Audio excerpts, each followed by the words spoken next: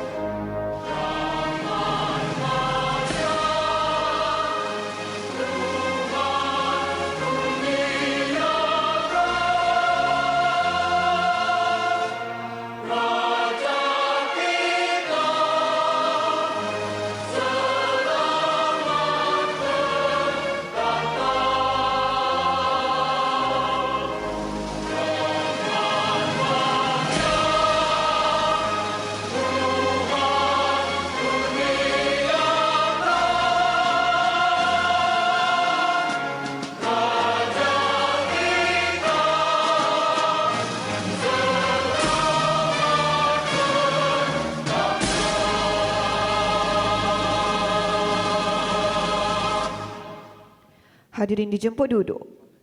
Majlis mengucapkan ribuan terima kasih kepada tuan-tuan dan puan-puan di atas nyanyian yang penuh bersemangat sebentar tadi.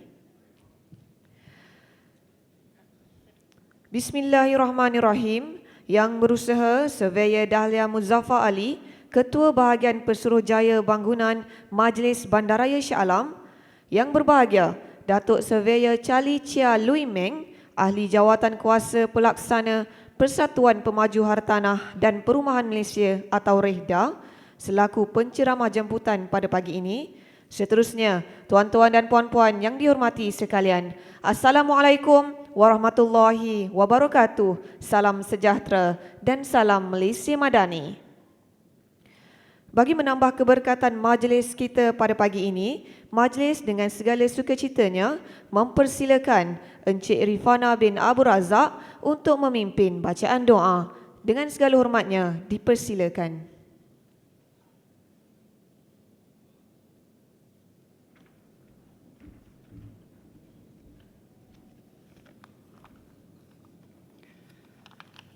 Assalamualaikum warahmatullahi taala wabarakatuh dan selamat pagi. Kita mulakan doa kita dengan bacaan Ummul Kitab Al-Fatihah. Bismillahirrahmanirrahim. Alhamdulillahirabbil alamin, arrahmanirrahim, maliki yaumiddin. Iyyaka na'budu wa iyyaka nasta'in. Ihdinas siratal mustaqim. Siratal ladzina an'amta 'alaihim ghairil maghdubi 'alaihim waladdallin. Amin. Bismillahirrahmanirrahim. Alhamdulillahirabbil alamin, wassalatu wassalamu ala asyrafil anbiya'i wal mursalin wa ala alihi wa sahbihi ajmain. Ya Allah, Tuhan yang Maha Pengasih lagi Maha Penyayang, Kami berhimpun pada hari ini dalam seminar Pengurusan Strata 2024 Anjuran Majlis Bandaraya Shah Alam.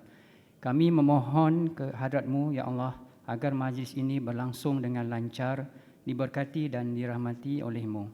Ya Allah, kurniakanlah kepada kami ilmu yang bermanfaat, kefahaman yang mendalam, serta iltizam untuk melaksanakan segala ilmu yang kami pelajari dengan penuh tanggungjawab demi kebaikan bersama.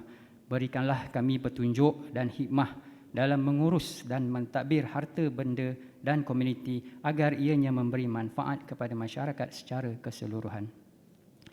Ya Allah, jadikanlah majlis ini sebagai platform untuk mengeratkan hubungan antara pihak berkuasa, pengurusan strata dan komuniti agar kita semua dapat bekerjasama demi mencapai keharmonian, keadilan dan kesejahteraan yang berpanjangan.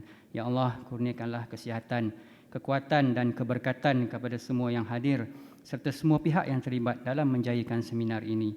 Peliharalah kami daripada segala keburukan dan bimbinglah kami menuju kejayaan di dunia dan akhirat. Rabbana atina fid dunya hasanah wa fil akhirati hasanah wa qina azabannar. Sallallahu alaihi wasallam nabiyyi wa ala alihi wa sahbihi baraka wasallam. Alhamdulillahi rabbil alamin. Amin amin ya rabbal alamin.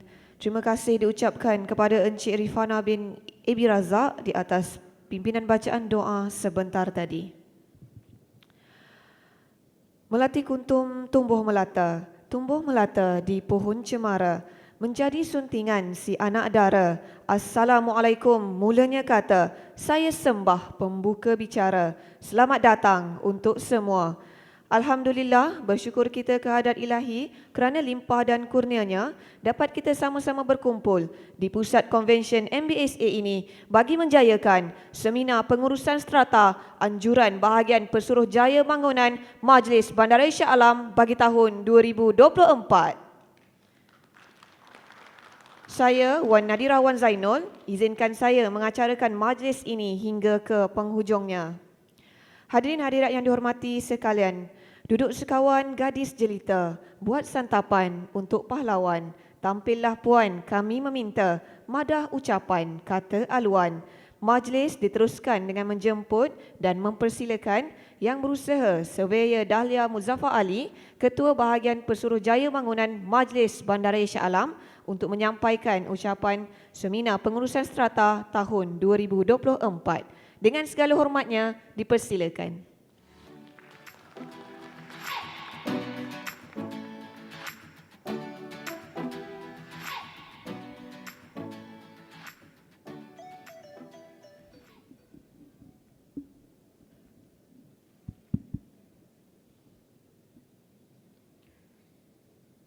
Bismillahirrahmanirrahim. Terima kasih saudari pengacara majlis. Yang berbahagia Datuk Charlie Chia Lui Meng, Ahli Jawatan Kuasa Pelaksana atau Exco Persatuan Pemaju Perumahan dan Hartanah Malaysia, REHDA. Yang dihormatkan Barisan Ahli Jawatan Kuasa Penganjur dari Bahagian Pesuruhjaya Bangunan Majlis Bandaraya Shah Alam, serta tuan-tuan dan puan-puan yang telah sudi hadir meluangkan masa menghadiri program kami pada hari ini. Assalamualaikum warahmatullahi wabarakatuh dan selamat pagi. Salam Malaysia Madani. Terlebih dahulu saya ingin memanjatkan kesyukuran kehadrat ilahi kerana dengan limpah kurnianya dapatlah kami menganjurkan program ini dalam jangka masa yang agak singkat. Izinkan saya sekali lagi merakamkan ucapan terima kasih kepada Yang Berbahagia Datuk, tuan-tuan dan puan-puan kerana turut serta dalam program kami pada hari ini. Untuk makluman tuan-tuan dan puan-puan, ini sebenarnya adalah kali keempat seminar pengurusan strata ini dianjurkan oleh Majlis Bandaraya Shah Alam. Kali pertama program seumpamanya dilaksanakan adalah kira-kira 10 tahun yang lalu, lebih kurang ketika Akta Pengurusan Strata 2013 atau Akta 757 ini baru sahaja berkuat kuasa.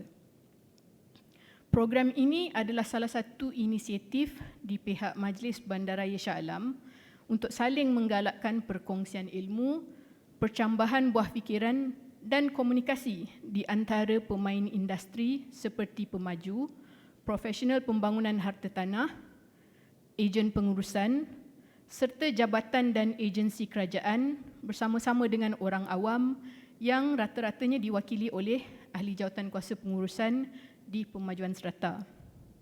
Untuk program kali ini, kandungan seminar dikhususkan kepada topik Tempoh Pengurusan Pemaju.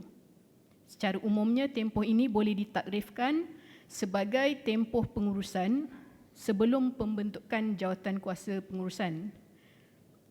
Kami memilih topik ini kerana terdapat permintaan daripada orang ramai, khususnya pembeli-pembeli strata yang baru tentang skop tanggungjawab pemaju dalam tempoh tersebut.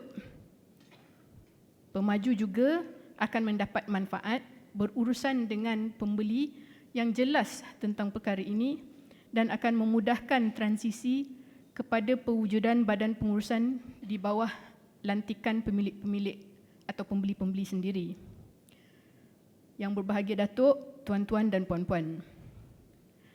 Berdasarkan rekod dari Pusat Maklumat Harta Tanah Negara atau NAPIK, sehingga suku ketiga 2024, terdapat hampir 2 unit stok kediaman strata sedia ada di seluruh negara.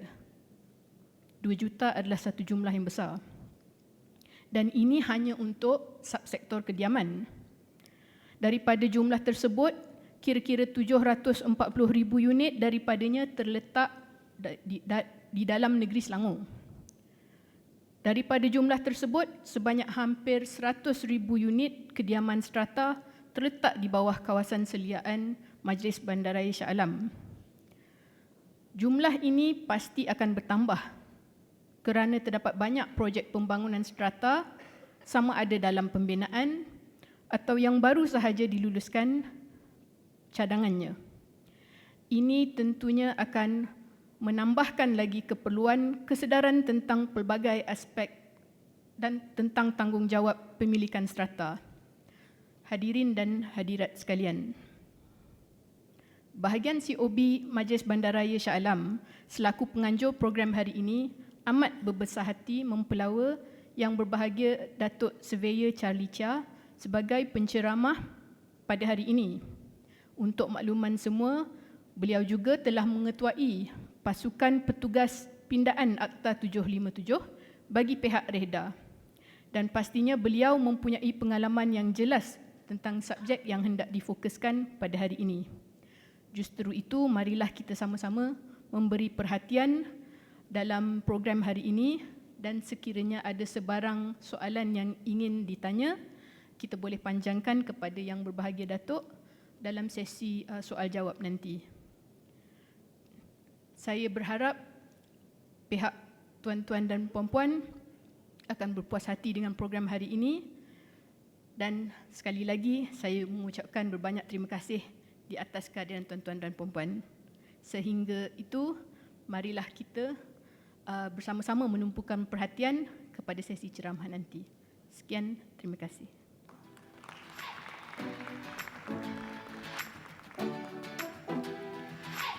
Majlis mengucapkan ribuan terima kasih kepada Yang Berusaha Surveyor Dahlia Muzaffar Ali, Ketua Bahagian Pesuruhjaya Bangunan Majlis Bandaraya Shah Alam di atas ucapan yang disampaikan sebentar tadi.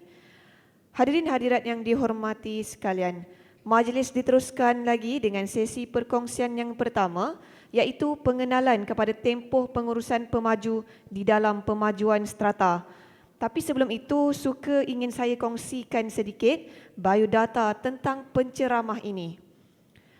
Datuk Surveyor Charlie Chia Lui Meng mempunyai pengalaman hampir 50 tahun dalam bidang pembinaan dan pembangunan harta tanah. Beliau juga memiliki ijazah sarjana muda ukur bahan dari Universiti Teknologi Malaysia dan ijazah sarjana muda undang-undang dari University of London. Beliau juga telah memulakan kerjayanya di Jabatan Kerja Raya dan pernah memegang peranan utama dalam beberapa syarikat tersenarai, termasuklah sebagai CEO United Malayan Land Berhad. Selepas bersara pada tahun 2017, beliau kekal sebagai penasihat kanan dan pengarah bukan eksekutif dalam kumpulan United Malayan Land Berhad serta merupakan pengarah bebas di GDB Holdings Berhad. Beliau kini turut berkhidmat di firma guaman SOH Hayati & Co dengan pengkhususan kepada perundangan dalam bidang pembinaan, hartanah dan pembangunan. Datuk Surveyor Charlie Chia juga adalah ahli jawatankuasa pelaksana Exco Persatuan Pemaju Perumahan dan Hartanah Malaysia REHDA. Beliau juga telah mengetuai pasukan petugas pindaan Akta Pengurusan Strata 757 bagi pihak REHDA. Datuk Surveyor Charlie juga telah dianugerah Ahli Mangku Negara pada tahun 1995 dan mendapat gelaran Datuk pada tahun 2014. Untuk itu tuan-tuan dan puan-puan dipersilakan Yang Berbahagia Datuk Surveyor Charlie Chia Lui Meng.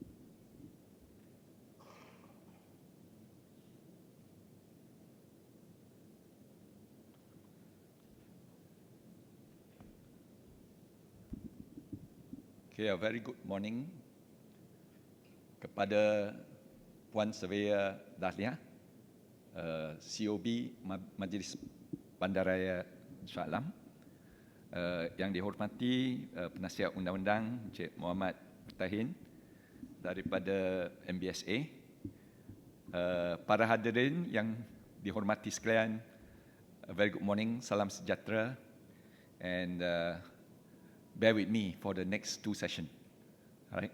As I try to share some of my insights. Kalau boleh, saya akan terangkan berapa fasal dalam bahasa Malaysia, tapi kebanyakan daripada penceraman ini atau ceramah ini akan dibentangkan dalam bahasa Inggeris. So harap dimaafkan, right? Ladies and gentlemen, kalau kita ingat bahawa pemaju-pemaju dalam mana-mana pun, masa mereka membuat preparation for the development, strata management is always in the last of their mind. So dulu-dulu, I think a lot of times, developer only concentrate on products, construction, and delivering vacant possession. After delivering the vacant possession, barulah ingat dia ada responsibility dia dalam menguruskan strata management selama 1 tahun. And some maybe even longer, depending.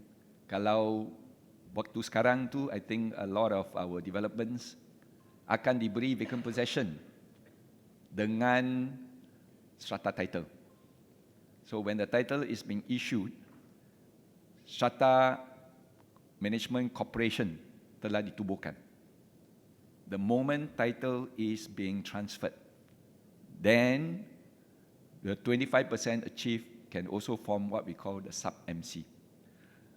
But a lot of time kita tak ingat, we cannot call for the first AGM until we get the 25%. So if that's the case, then you may have to continue. Although the management corporation telah ditubuhkan, the developer kenalah jaga and extend the development management period into a longer period until the formation of the first committee, who will then be taken over daripada pemaju. So there is a lot of responsibilities, and there is a lot of time where the developer need to know where their position is. So it's important for developers to understand this, and subsequently, during the time before the vacant possession, preparation must be made. Especially kalau kita ada project, we call it the strata development of complex mixed development. Now, in the complex mixed development, bukan saja bangunan tu untuk residential saja. Dia termasuk bangunan-bangunan untuk commercial. Dia termasuk bangunan untuk macam hotel, office dan lain-lain. Jadi bila you ada komponen macam ni, the strata management is going to be slightly different, and there is a possibility that kita kena apply for multiple rates. Makna untuk residential satu rate, untuk commercial satu rate, and now there is also a trend where the car parks is most commercial-based development, which means to say include service apartment that is built on commercial land. In the early days, residential is only built on residential land. Now you ada residential built on commercial land juga. So sometime back in 2003, the government realized that all these buildings, which is residential built on commercial land, has also to be regulated, because in the early days, before 2003, most of the service apartments are commercial products and they did not be regulated by HDA 118 or Housing Development Act.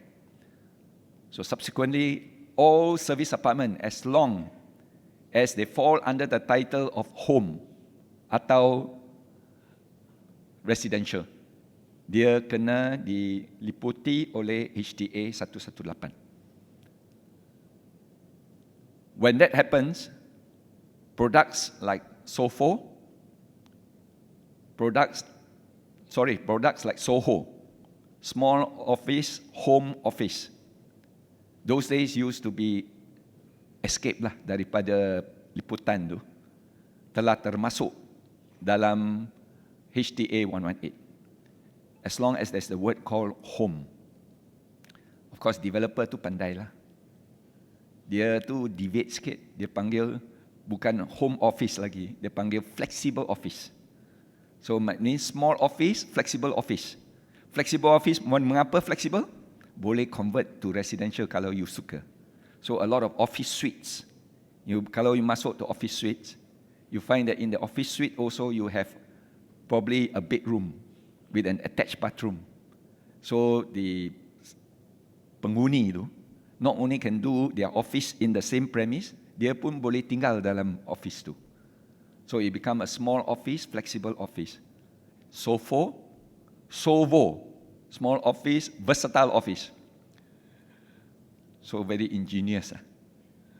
And subsequently,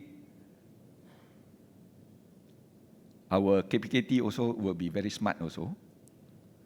And now they are trying to encompass all this development, hopefully into a new act. And it's going to be Real Estate Property Development Act. But this is currently in the preparation, but we still do not know what will be the outcome, whether it becomes an act when it's presented to Parliament as a bill. So because of a lot of developments which is mixed or integrated or multi-phase, that give rise to a lot of issues subsequently, the developer now must realize that this is a responsibility that they must exercise in order to make sure that when vacant possession is given, all these issues have been addressed. Especially maintenance charges.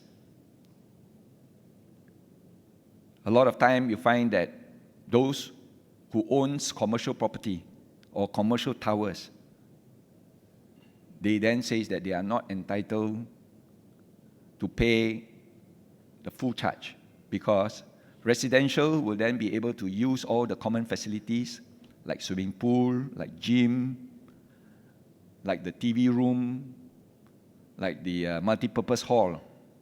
But the commercial only is within their own block and within their own common or limited common facilities.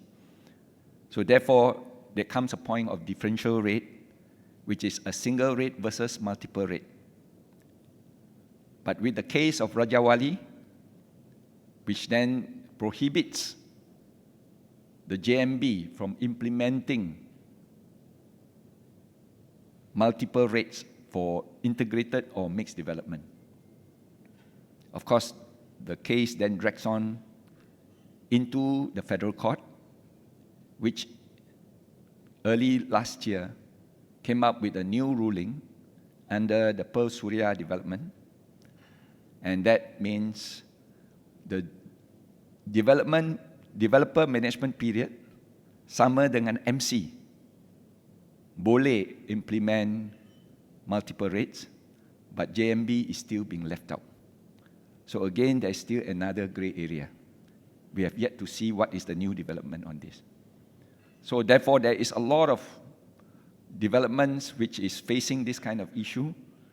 So it is good that if developer wants to make a mixed development, then they have to prepare from the very outset the strata management processes, strata management organization, as well as also to plan for the utilities, especially all the utilities that's attached to each individual blocks. Because when you have different blocks and different phases, and you want to issue even what we call the CCC, or the final CCC, the common facilities must be identified. And if that's the case, then planning has to be from the very outset. You cannot wait until when you hand over, then you decide that you want to have separate utilities and separate MC.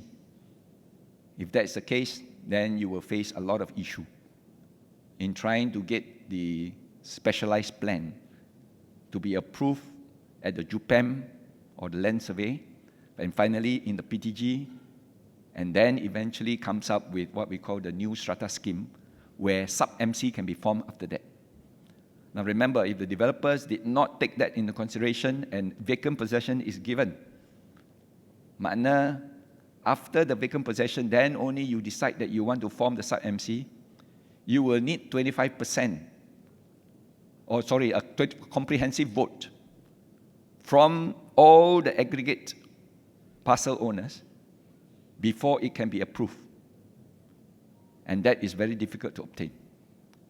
And if that's the case, you notice that there is so far very few sub-MC in the market that has been formed today in order to implement this management of different blocks and management of different utilities. So the moral of the story, makna kita kena pada awal-awal sediakan all the specialized plan, decide which one goes to where, and then agree on the limited common and the common. That means the limited common facilities is all the facilities that is attributed to one block or one particular tower or one particular use, and the other one is dedicated to others. Of course, the common is then dedicated to all the integrated developments, every component and every parcel, and every block that you have developed. So this, again, is one of the most important preparation. If not, then we will still be facing a lot of issues until today. Now, development under one master title with different time frame for construction and completion. You will notice that currently there is a lot of court cases in the courts now, which talks about the defects liability period, especially for common areas. If it is a single block, the common areas will then be completed together. But if it is a multiple block or multiple phase, the common area could be completed for all the phases, because that is a swimming pool for all the phases. But you only have one block using it now. The other two blocks belum lagi. So the vacant possession of the other two blocks will be subsequent, another date. But the 24 months begins from where? Is it from the date of the second block, from the date of the third block, or from the date of the first block where the common facility is completed? So again, this is another issue which you have to realize. And we may have to even amend the legislation in order to address this particular issue. Now, developers need to submit to the local authority, the KM or PB or JP, and CIFER's approval to PTG. Again, this got to determine the strata parcels, which are the areas that is allocated to the parcel, which are the area allocated to the common facilities. All this must be thought up of in the very beginning, not at the end. A lot of time you find developers, when after delivering vacant possession, then only they realize they have not allocated for the management office. Barulah dia nak carve out an area, and that can also give rise to the title. Who owns that title? Only one management body shall exist under one master title. That means to say you may have several blocks, but the only title is only one. And that title is then subdivided into stratas. So one master title and maybe 1,000 strata. Common facility, no title. It all belongs to the master title. Purchasers of the phase development has no information on whether the development belongs to one master title with other developments, and hence cannot establish their own management body or committee. This is an issue which has been in the works for a long time, and we need to address this, hopefully with the new amendments to the Strata Management Act. Now let's go into the responsibility of developer, because earlier we were trying to point out that developers, before you actually embark on a project, not only do you employ consultants, not only you employ your architects, but I think the most important person also you need to employ is the property manager, who will then come in and look at your plans and see how, in order to fulfill the strata management, in order to fulfill the different parcels, they are able to advise at that earliest point in time.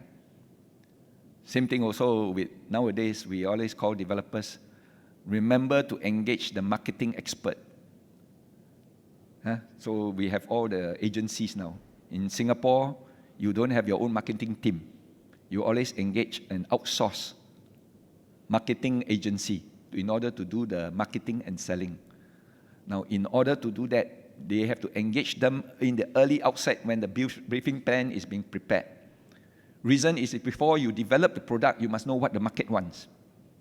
Before you develop the product, you must also know what's the trends. And only a marketing expert, like an agency, will then be able to give advice on this. Most developers, sometimes, they do not have that department. A lot of developers, they design the product according to what they like, but not what the purchaser liked. So subsequently, when the product is put into the market, that was not what the purchaser wants. And therefore, that's the reason why there will be a sale problem. So now, when we are ready for vacant possession, we always must remember that there is a period where you are required under law as a developer to take care of the project. And the reason why the law insists that the developer take care of the project for the first 12 months is because you are the one most familiar with the project, number one. Number two, purchasers, when they start to take vacant possession, they don't come in one go. They will only come batch after batch, group after group. The last purchaser to take vacant possession may be 1 year later. It can happen. And therefore, the person who is most familiar will be the developer. So the developer management period also covers the period when the warranties are still in place. Remember, you have a lot of equipment inside the development. And each equipment will have a warranty period of its own. And during the warranty period, it could also include comprehensive maintenance. So therefore, whether you need to collect so much money or not, that is another question. Because your maintenance may not be so expensive. So your rates could be lower. And so you have to determine the rates in accordance to the warranties during this period. For example, the aircon. For example, the water pump. For example, the swimming pool. They can still be under warranty and they could be still under comprehensive maintenance. And if that's the case, then the expenditure will be very much minimized.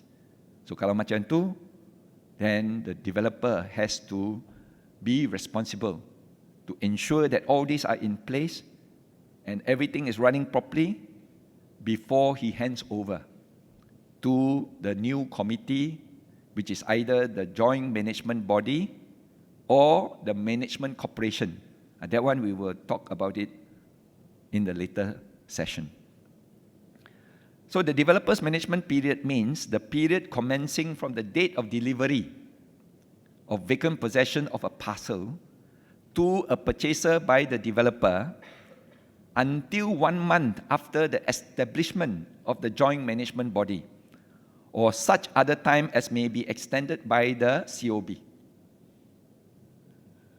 Now, during this developer's management period, he is then the sole manager. There is no committee. But he can recruit some of the purchasers who already come on board to help and assist and to contribute their ideas.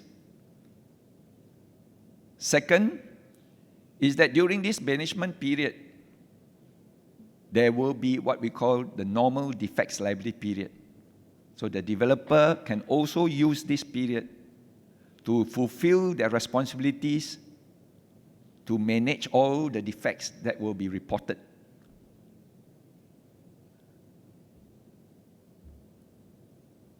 But if the title is being issued, that means management corporation is formed. The first meeting of the management corporation cannot be held because you don't have the 25%. So if that's the case, then you don't call it the developer's management period. You call it the preliminary management period. And it could last for very long, not 12 months. It could last from the day of the parcel right up to the day, the first meeting of AGM, and 1 month later. It could be 2 years before you get your 25%. It could be 3 years before you get 25%. So that is a variable there. But all in all, remember, from the date of delivery of vacant possession of a parcel, which means from the very first parcel, the moment delivery is given to the first owner, the date commences.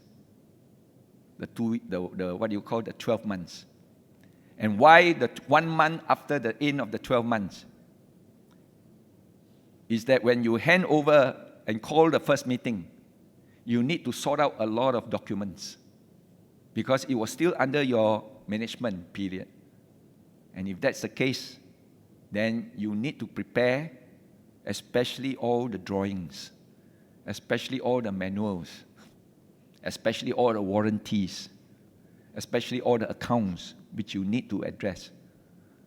A lot of time developer forgot that they are there not as the manager, they are there only as the trustee. Whatever money that you collect, whatever expenditure that you do, even during this 12 months period, you are doing it as a trustee. That means as a trustee, you will then manage on behalf of all the owners from the very first day of vacant possession. So a lot of developers forgot about that and thought it was their money. We have developers who chase after the defaulters, even after the JMB. And after collecting that money, he claimed that that was his money. Why? Because during that period, I couldn't collect enough. But I still got to manage the property. And because I got to manage the property, I spend a lot of my advance money inside. And therefore, I must get this collection to pay me back. Unfortunately, you are only there as a trustee, whatever you can collect. Number two, why are you not able to collect? Have you discharged your responsibility of pursuing the defaulters or not? Have you brought them to tribunal or not? If you have not, then you are not liable. Not what you call not eligible to claim for any expenses that you advance. But if you have done also, and if you have advanced certain amount of money and recorded it as a debt due to yourself because they need so much in order to run the maintenance and the management, then you can claim back from the accounts during the time when you are supposed to hand over, claim and get it audited, and after that, then claim from the next committee. If not, then you are not entitled to claim a single cent because that is not your money. And whatever money that is balanced in the account must be transferred to the new committee who will then take charge after that. So this also applies during the preliminary management period, commencing from the date of delivery of vacant possession of a parcel to a purchaser by the developer until 1 month after the annual general meeting of the management corporation. So again, not necessarily 12 months. It can be 24 months. It can be 25 months.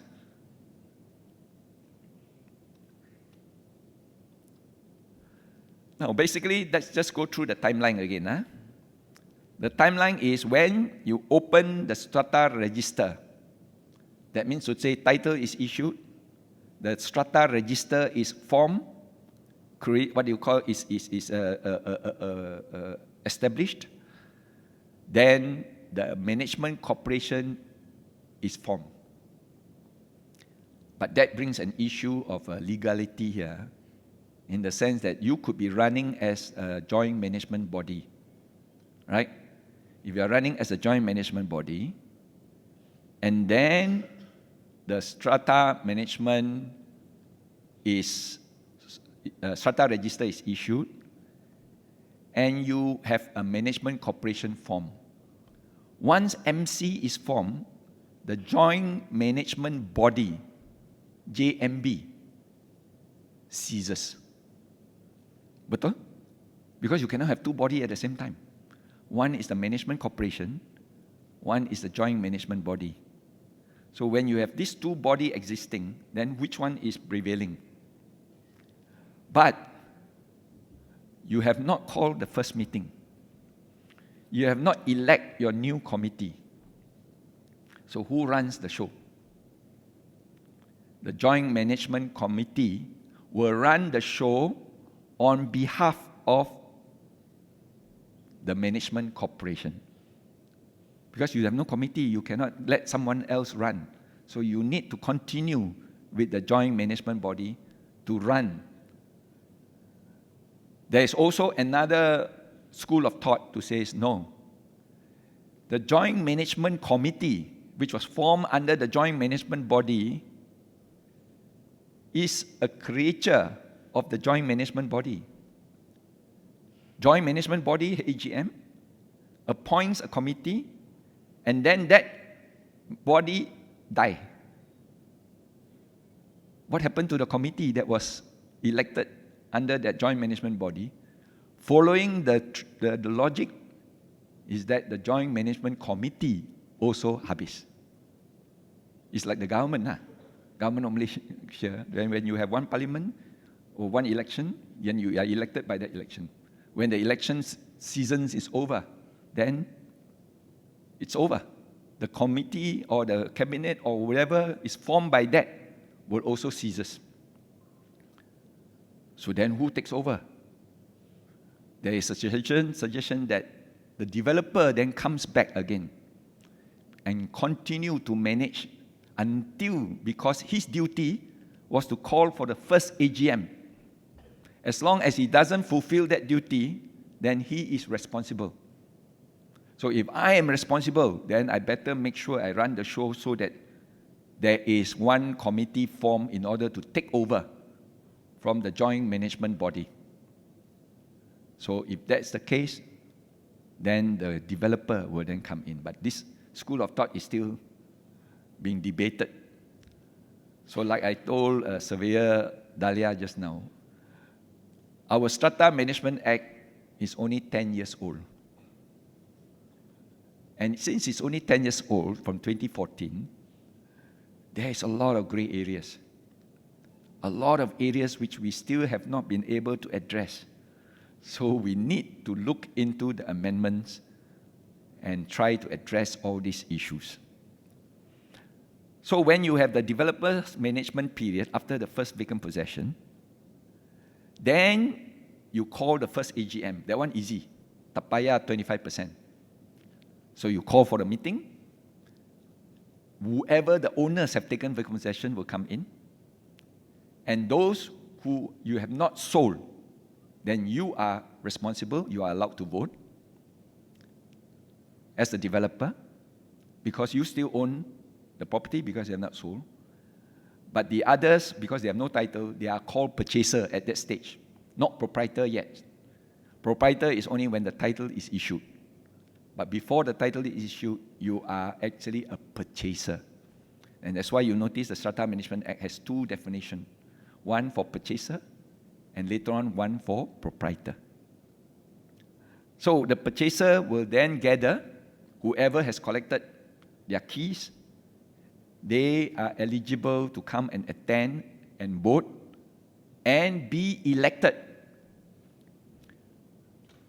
A lot of times when we call for AGM for the first MC, even if we have 25%, those who have transferred, they don't come. So we need to depend on others to make up the quorum. So then you invite. But when you invite, there are a lot of purchasers who have not transferred. If they are not transferred, then they are not a proprietor. If they are not proprietor, they are not eligible to attend. If they are not proprietor, they are not eligible to be elected. So they cannot attend the first AGM. Right? So the developer got to determine and try to push through that 25% and subsequently more than the 25%. Because the 25% sometimes could belong to one block. And that block could probably have 20% of the development. And they have collected their titles. Then only after the JMB is running the show, the developer's duty then come back again. To say, now I have a duty to give the titles and to get 25% transferred. And then when it's achieved, to call for the first AGM of the MC. So therefore, the third stage is called the management corporation. And if we manage to have that first meeting and the committee is formed, then within 1 month,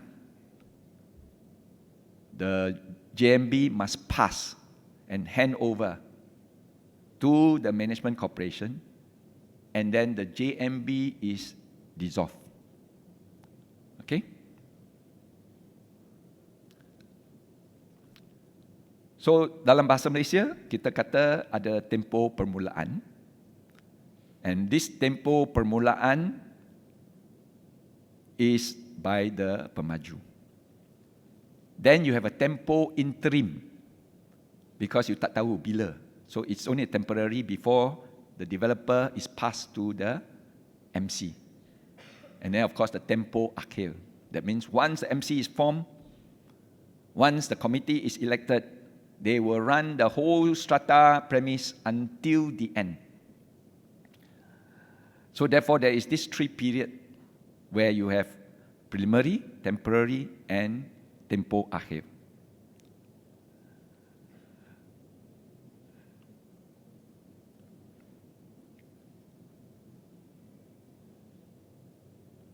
One more thing is regarding the penyerahan pemilikan kosong.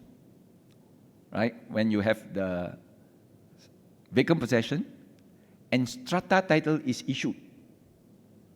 Currently, a lot of developments are going to be in this manner because there is a requirement that when you give vacant possession under the HDA and the SPA, you must have the strata title ready and to be delivered together with the keys. If that is the case, then the title is still in the name of the developer. And the purchaser must then collect the title from the developer and do the transfer. But you know, nowadays a lot of purchasers doesn't want to collect the title and doesn't want to transfer the title. And you know why lah. Because at the end of the day, when you collect the title and transfer, you have to pay stamp duty. For every million SPA price, you pay 4%. And that is 40,000. So you only pay your stamp duty when you want to transfer. So you pakai lama lah masa. You take a long time in order to transfer your title. So if you don't transfer your title, then the developer continues to hold the title. But can the developer use this title because his name is on the title, he is registered as a proprietor? Can he use it to beef up his 25%?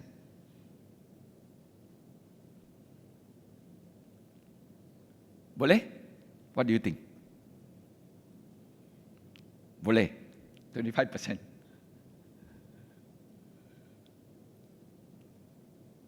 If the title is still in the name of the developer, tak boleh. Because developer cannot claim that as your property. You are the developer, and it's in the developer's name. It must be in the proprietor's name. So what does the developer have to do? So the developer then have to transfer.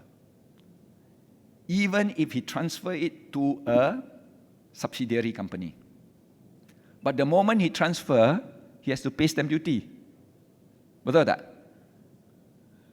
So, why did he want to transfer? It's because dia nak cepat-cepat set up the MC so that the MC can then run the show and he relieved from his duties. But unfortunately, when he do the transfer to the subsidiary, it could be 100% owned subsidiary in another name. If it is in another name, it can be considered. Of course, some developers think that it's a good idea. They then do the transfer to a subsidiary, and since the subsidiary now owns a block, they can use this to beef up the 25%. But the stamp duty is very huge. Secondly is that when you sell next time, it will be RPGT lah. No more income tax lah. So of course, if you sell within 5 years, you kena lah. You have the 30%, 20%, and finally, of course, at the end of the day, 5%. So, kepala pun pusing juga. So what happened is, again, in order to avoid paying the stamp duty from the very outset, some developers have developed this where they then transfer to their own subsidiary, and under the Income Tax Act, there is an exemption. And what's the exemption? The exemption is if you are transferred from parent to subsidiary, you are exempted from stamp duty because internal transfer. But it must be for efficiency. If there is not for efficiency, then you have to pay stamp duty. So you have to qualify for the word efficiency. So what do you mean by efficiency? It must benefit the industry as a whole. So a lot of developers, when they did that, they then find themselves in hot soup because they cannot get the exemption. When they cannot get the exemption, then they will have to pay stamp duty. So again, this issue until today is still not settled. So we need to address this issue again. Okay? Now, of course, before you give vacant possession, a developer must pay or deposit in cash or in bank guarantee with the commissioner. Such sum as may be determined by the commissioner for the purpose of carrying out any work or rectify any defects in the common property of the development area after the completion of the common property. There can be two scenarios. One scenario is the parcel is completed, common property also completed. Then you hand over same time. When you hand over same time, then your defects liability period commences. But some developers will give the parcel first, common property later, because still under construction. If that is the case, then the defects liability period of the common property will only commence after that vacant possession. So there's two vacant possession here. One vacant possession of parcel, one vacant possession of common property. So if you deliver 5 months late or 3 months late, you have to actually start your DLP from that date. But you will have to pay LED if your common property is supposed to deliver vacant possession on the completion date of the parcel. So that is where a lot of developers get them into trouble because of that period of vacant possession. So LED can be huge. But at the same time, because you deliver the vacant possession of the common property, then you need to deposit with the COB the amount to be determined by the COB, and the deposit referred shall be paid to the commissioner upon this handing over. That means once you hand over, you deliver. But how to calculate the deposit is based on the estimated cost of construction of the common property, not the parcel price, not the parcel price, but the estimate of the common property construction. So if the common property is always around 20% of the total development price, then it will be a percentage of 0.1% of that. And the developer will then have to deposit either in cash or bank guarantee. Of course, bank guarantee is almost like cash, because the developer got to put the cash in the bank in order to get the guarantee to give to the COB. So might as well give cash. Of course, in the bank, you can get interest. Give to COB, no interest. Right? So the commissioner can then use the deposit for the purpose of carrying out any work which is necessary to rectify any defects in the common property of the development area. Remember, parcel is parcel, common area is common area. So if there's any defects in the parcel, then the owners would then have to claim against the developer, and there is a retention with the stakeholder, the lawyer. And if the defects is not rectified, then the stakeholder will not release the money until the defect is rectified. Of course, this is currently a big issue in the market regarding defects rectification. What is actually the definition of defects? Is it zero defects? Or is it tolerant defects? Or is it latent defects? There are a few laws that governs this. So where the commissioner has determined that the deposit is insufficient for rectifying the defects to the common property, the commissioner may direct the developer to deposit within 14 days further such sums as the commissioner may determine, which means to say the original deposit may not be sufficient later on. The COB still has a right to determine a further sum and then ask the developer to pay to the COB. Now, any unexpended deposit will then be refunded to the developer upon the expiry of the defects period for the development area. That means to say your common area defects is 24 months. It may not start or end at the same time of the first parcel. So therefore, upon the expiry of that date, the defects liability period date, then COB will return the money to the developer. Of course, the developer got to apply lah.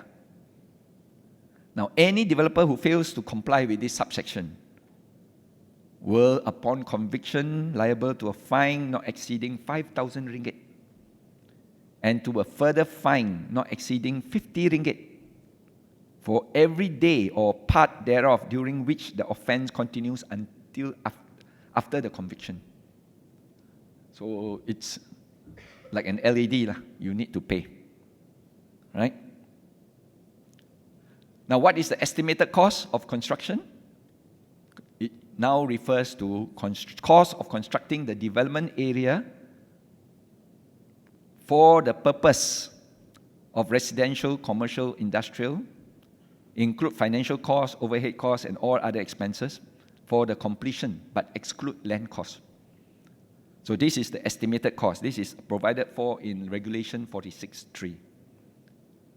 Now, under Form 45, that's where the developer has to fill it up. The developer will then have to fill this up, work out what he has expended on the cost for the common area, and then work it out to see how much percentage of the total estimated cost. Then Form 26 under Regulation 47, there will be a notice of amount of deposit to rectify defects, which will be issued by the Commissioner of Building. So once you receive that, then you have to pay within 14 days. What is the mode of payment? Cash or bank guarantee. Now, if the bank guarantee, then it must be valid for the whole of the defect liability period of the common property and be irrevocable, unconditional, and pay on demand. So if the COB decides that, well, there is a default, there's a breach, COB has a right to call on demand unless you have valid reasons, exceptional circumstances. The COB will then use that money to then get another person to repair or to rectify the defects and charge it against this bank guarantee amount. Of course, the COB shall place all deposits or further sums paid into a separate income. Cannot be in the COB account, must be separate account, which is a trust account known as the Common Property Defects Account, which shall be opened and maintained by the COB. Only one account for one development area. Even if it is a phased development, it is also still one account for one development area. And it only covers for defects in the common property, not parcels. Because sometimes there's a confusion. Purchaser goes to the COB and says that since you have a deposit and since the developer is not rectifying my defects, I want to use that deposit in order to rectify. Cannot. Who is entitled to claim? Now, a purchaser, a proprietor, JMB, MC, sub-MC, managing agent appointed by COB, and any other interested person with the permission of the COB, if it is relating to the common property only. Can the amount be refunded? Yes. Any unexpended deposit or further sums deposit together with any accrued income, because it is kept in a separate account, it bears interest, then it shall be refunded to the developer by the commissioner upon the expiry of the defects liability period. Or in the case where a notice to the developer to rectify the defects has been issued by the COB himself or herself upon the completion of the rectification works and the satisfaction of the commissioner. So cannot query lah. Commissioner not satisfied, tak boleh tanya-tanya lah. Right? Whichever is the later.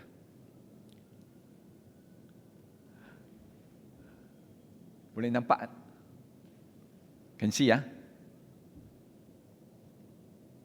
Okay, this is the flow. Form 25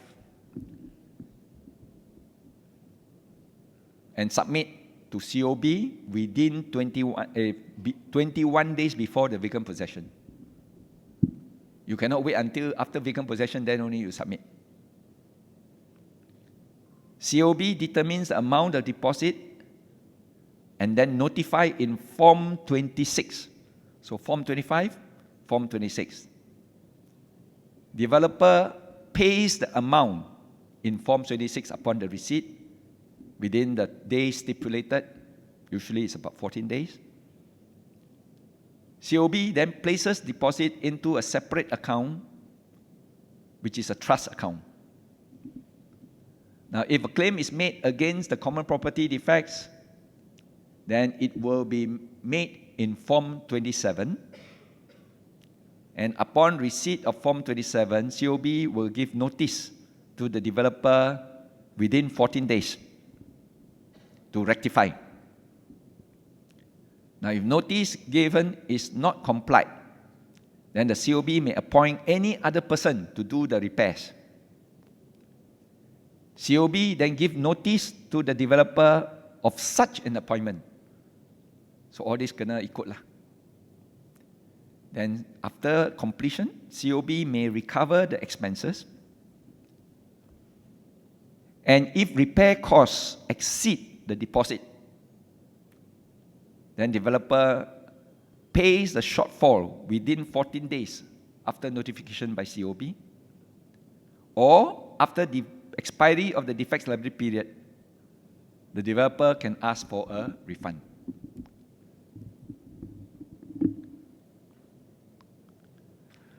Okay, I am going to the next topic,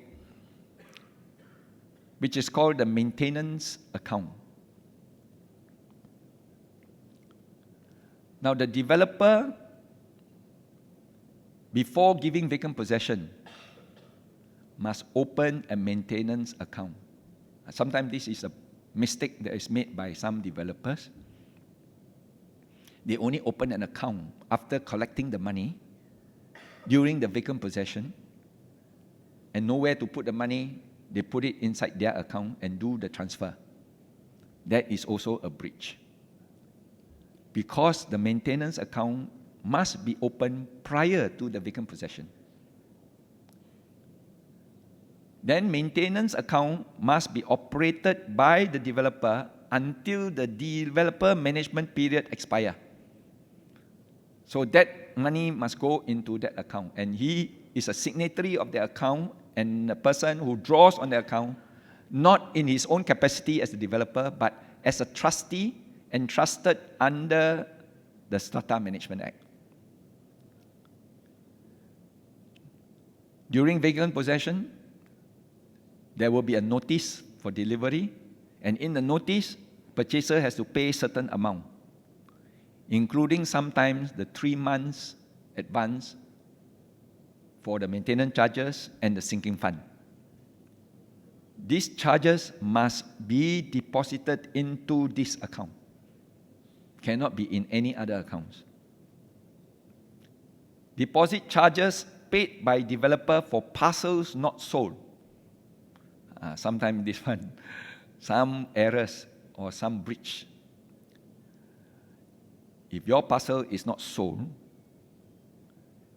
developer has to pay maintenance charges from the very first parcel of vacant possession. That means if you are not sold, you still got to pay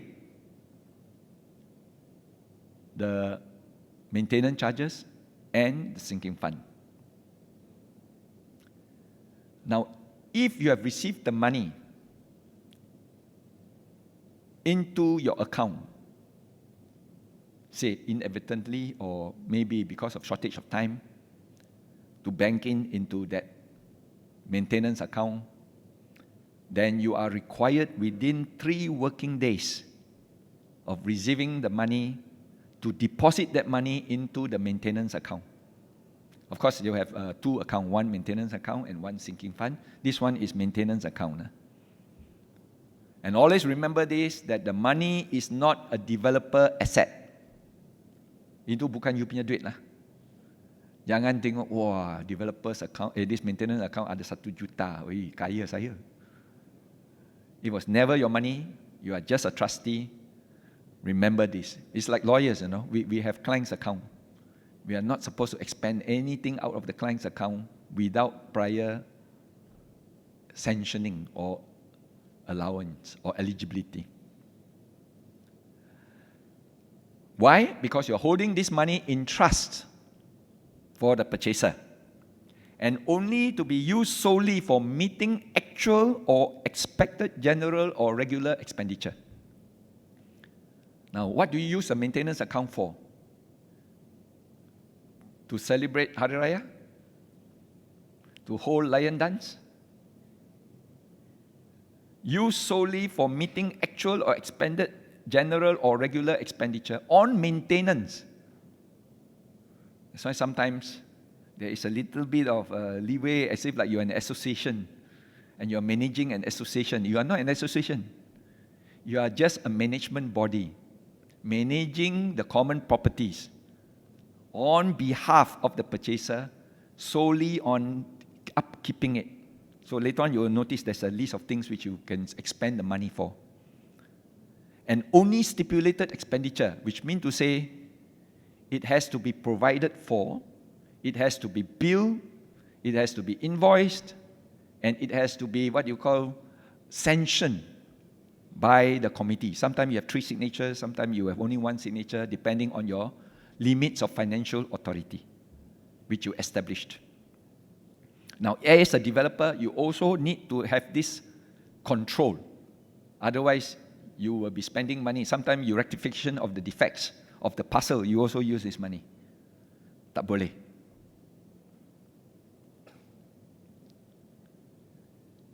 What is the fund used for? Maintenance account. Maintaining common property in good condition. Celebrating Hari Raya or celebrating Chinese New Year is not maintaining the property in good condition. So those who are in the committee, those who are in the developers management committee or task force, those who are in the management corporation, you need to realize this, that you have to expend the money correctly. Otherwise, you are held liable. That's why sometimes when we call for AGM, only 3 people want to stand for election. Takut. Cleaning services, security services, and amenities for occupiers. Whatever facilities is actually meant for the occupier. Premium for the insurance. And this has recently brought up a very serious question. Some MC then bill individually the proprietors premiums for the insurance. It should be built up inside your budget, and from the budget you work up the charges, and from the charges you use that to pay for all the expenditure. And premium for the insurance is an expenditure. So do you collect separately, or is it part of the maintenance charge? You think about this. Compliance of local authorities on periodical inspection. Sometimes they do come and says, I want to do an inspection on the building. Fire bomba wants to do that. Waterworks or Air Selangor wants to do it to check your tanks.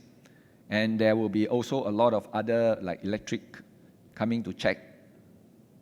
So if there is any expenses, then it's a compliance. This maintenance account can be used for minor painting works. Remember, all these are listed inside your Strata Management Act. Minor painting works, not painting the whole building. Say, for example, there is some discoloration, you need to patch it up, or you have hacked and you need to do some repainting. Boleh. But if it is a big painting work, then you need to expend it from your sinking fund. Your sinking fund is for capex. Sinking fund is more major rectification or major renovation or major addition of works. Inspection of electrical wiring, replacement of repairing faulty wiring. So, inspection, maintenance and repair of water tanks.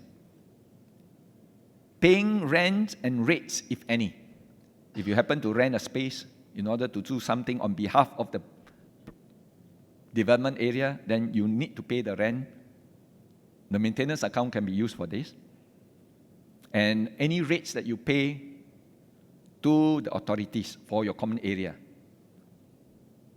There is also this requirement that the local authorities are now charging rates for common area, which will be paid by the joint management body or by the management corporation. Of course, this one has raised some eyebrows, and there's discussion on whether they should seek for exemption, because the maintenance charges and the rates are paid by the purchasers already. So why are we charging on the common area? But this is still under discussion. Then, of course, you pay for fees for auditing accounts maintained by the developer. The developer are not exempted from auditing the accounts that was prepared by the developer.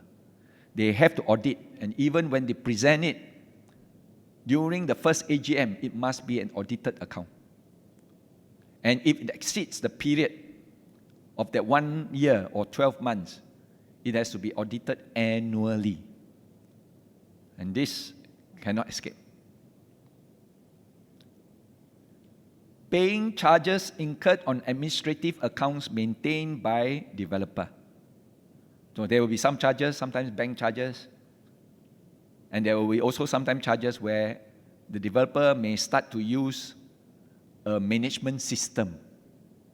You know, there's a lot of management system now in the market, because to handle such an account, one accounts clerk cannot handle. To handle so many collection, and sometimes the development area can comprise of 1,500 units or parcels. Oh, that is a huge account to maintain. So you may have to pay charges in order to do that. Remuneration of fees for managing agent. And this word managing agent also refers to agent that is appointed by developer to run. It's their duty, but they may want to employ a property manager to run. Or the COB may step in and appoint a property manager as a managing agent.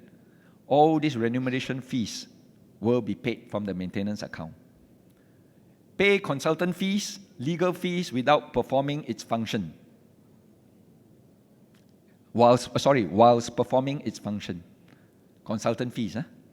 So you may engage a consultant to check on some of the cracks, some of the failures, some of the repairs that need to be done, and then meeting other expenses on maintenance. This is a very general clause, but the key word is still maintenance. Now, if under arrangement with creditors or voluntary liquidation, developer during that period may suffer financial risks, and if they are under arrangement, scheme of arrangement, or voluntary liquidation, money will have to be vested in the trustee of the liquidator and used for its intended purposes. That means to say whatever money that is in the account must then be vested into the liquidator or the receivers, and they will then manage the premise using this money and collect money and put it inside this account. Now, remainder money shall be transferred to the JMB that was formed subsequently. Now, in the course of transferring the money, it has to be audited, and whatever money must be transferred exactly what is. Like I said earlier, if there is any incurred liabilities by the developer during this development management period, then it must be put up as a debt due. And as a debt due, then it must be audited, and the auditor then will recognize that debt that is to be paid. Now let's come to defaulters. Now, in case there is a defaulter or many defaulters who never pays, the defaulter list will then pass on to the new committee, which is a JMB or MC, and the JMB and MC then continue to pursue the amount. Because there are some defaulters who say, hip hip hooray, sudah habis. Because now it's passed to a new body, therefore whatever debts I owe to the old body is the developer, therefore I don't owe any money to the JMB or the MC. Your debts carry forward. Your default carry forward.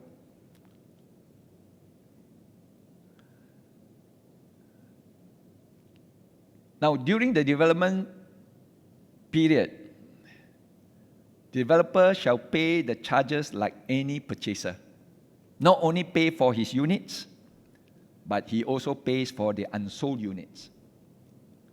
Now, just now when I mentioned about developer transferring the property to another subsidiary, the developer also must continue to pay for that same subsidiary's charges. Right? Next is developer shall do all necessary to take action on the areas by purchasers. Now, if you fail to do so, then you will be considered as a breach and you'll be liable for that areas. What we mean by this is, let's say for example, there is an area of about 200,000 owed by purchaser, and you have failed to take any action. You have failed to send your notice. You have failed to bring them to tribunal. Then you are responsible for the debt. But if you do not want to be responsible, you must do everything necessary in your capacity as the developer during the developer management period, so that you will be then not liable for the debts not collected. Although you are the trustee, okay? But what is most important is that you have done your best. During the developer's management period, developer manage the development area and need not engage a property manager. You don't have to, but for your ease, you may want to do so. But a lot of developers, because they have so many developments, they may want to have their own department for property management within their own organization, and then managing all the properties that they have given vacant possession for that period of during the developer's management period. SMA does not prohibit them from this. Now, if a purchaser is not happy with the charges determined by the developer, remember, the developer determined the charges. There is no committee. He determined the charges before handing vacant possession. And during the period, if the... Okay, yep. And during that period, when he manages, right, he will then have to actually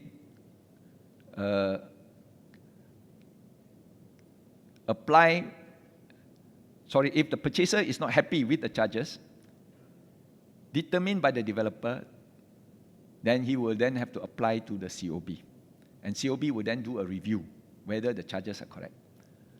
But while the developer determines the rates and he finds that it is insufficient, the developer can then also introduce a new rate, even during that 12 months. But it must be subject to the approval of the COB. Of course, the COB must be reasonable to see, okay, show me your expenses, show me your warranties, show me your maintenance, and if the COB is satisfied that the amount is insufficient to run the premise, then the COB can then proceed.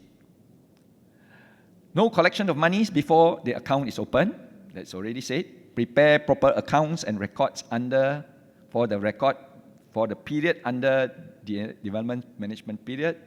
Appoint the auditor, and then subsequently hand over to the JMB, transfer balance of the money, transfer the admin office, transfer the assets and records on maintenance and invoice, receipts and payments.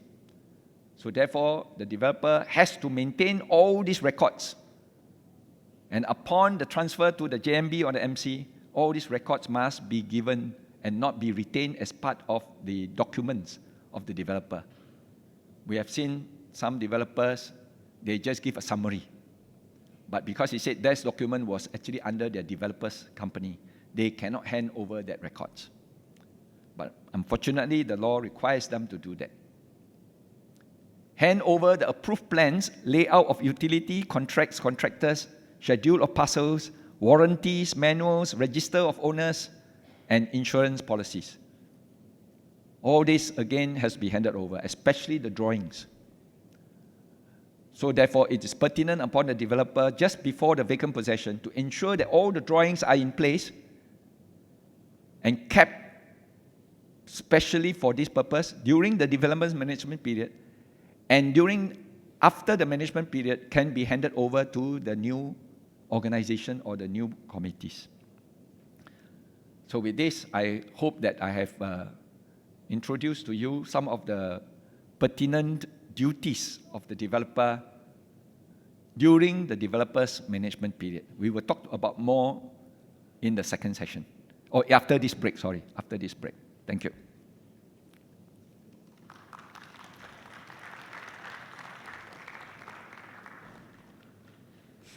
Baik, terima kasih diucapkan kepada yang berbahagia Datuk Surveyor Charlie Chia. Untuk itu, sekiranya tuan-tuan dan puan-puan ada soalan untuk diajukan kepada Datuk, boleh ajukan di mic yang kami sediakan di ruangan kerusi.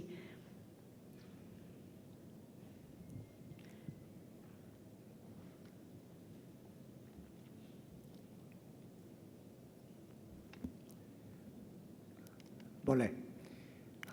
Thank you so much for Datuk, your explanation. It's really inside out as a very experienced guy to talk to about the developer management period hand over to JMP or MC.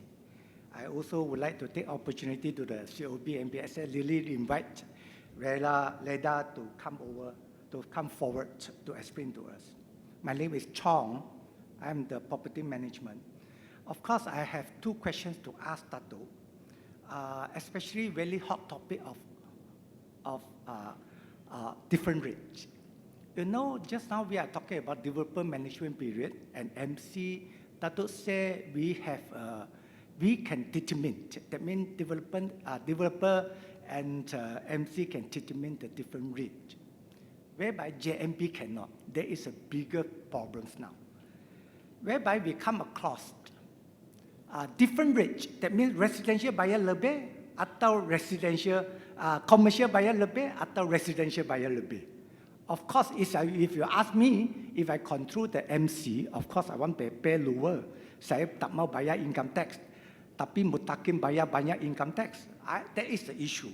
I hope Datuk also sit in the radar, especially task force of KPKT. You know, the issue is, now we are talking about per surya, MC. Sekarang semua orang kata case ini mesti boleh different rate. Whereby I got a case, saya bayar 5 sen, you bayar 5 ringgit. Tetapi undi adalah sama. Is it fair to us? But we always forget, per surya, there is a word, you can determine multiple rate with just fair and justifiable. That means reasonable. But we always forget this word. Now I got the case, Dato. I put it to you that I got the residential dengan car park accessory parcel. Accessory parcel is about 200 car park. Whereby commercial mempunyai 100 car park accessory parcel. Residential also sharing the car park. Boleh tak mereka different rate? Residential semua share car park. So sekarang developers kata, saya control commercial, I bayar 5 sen, you bayar 5 ringgit. Tetapi kapak adalah sama. Takkan kapak saya tepi saja. If you talk about whole floor plaza, yes, I agree. Maybe you can implement multiple rate. So therefore, I hope that Datuk can explain this to us, because now we are facing a lot of problems, especially in mixed development.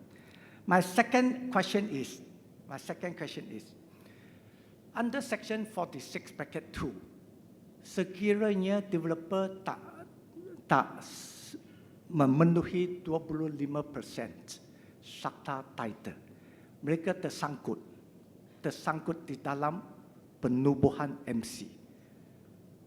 Jadi, I don't know what is the view of REDA, sebab ramai orang tak mahu minta MOT. Kerana macam Datuk kata, ini adalah memang mahal. Jadi, kalau you tersangkut, sometimes we stand from the developer side, kita nak hand over pun tak boleh. Nak tunggu berapa tahun lagi. Adakah cara, what is the purpose under Strata Management Act? Can we form the JMB? Bagilah developer lali daripada memform MC. So that's why I put it to Datuk. Maybe you can explain to us. Thank you again for your explanation. Thank you.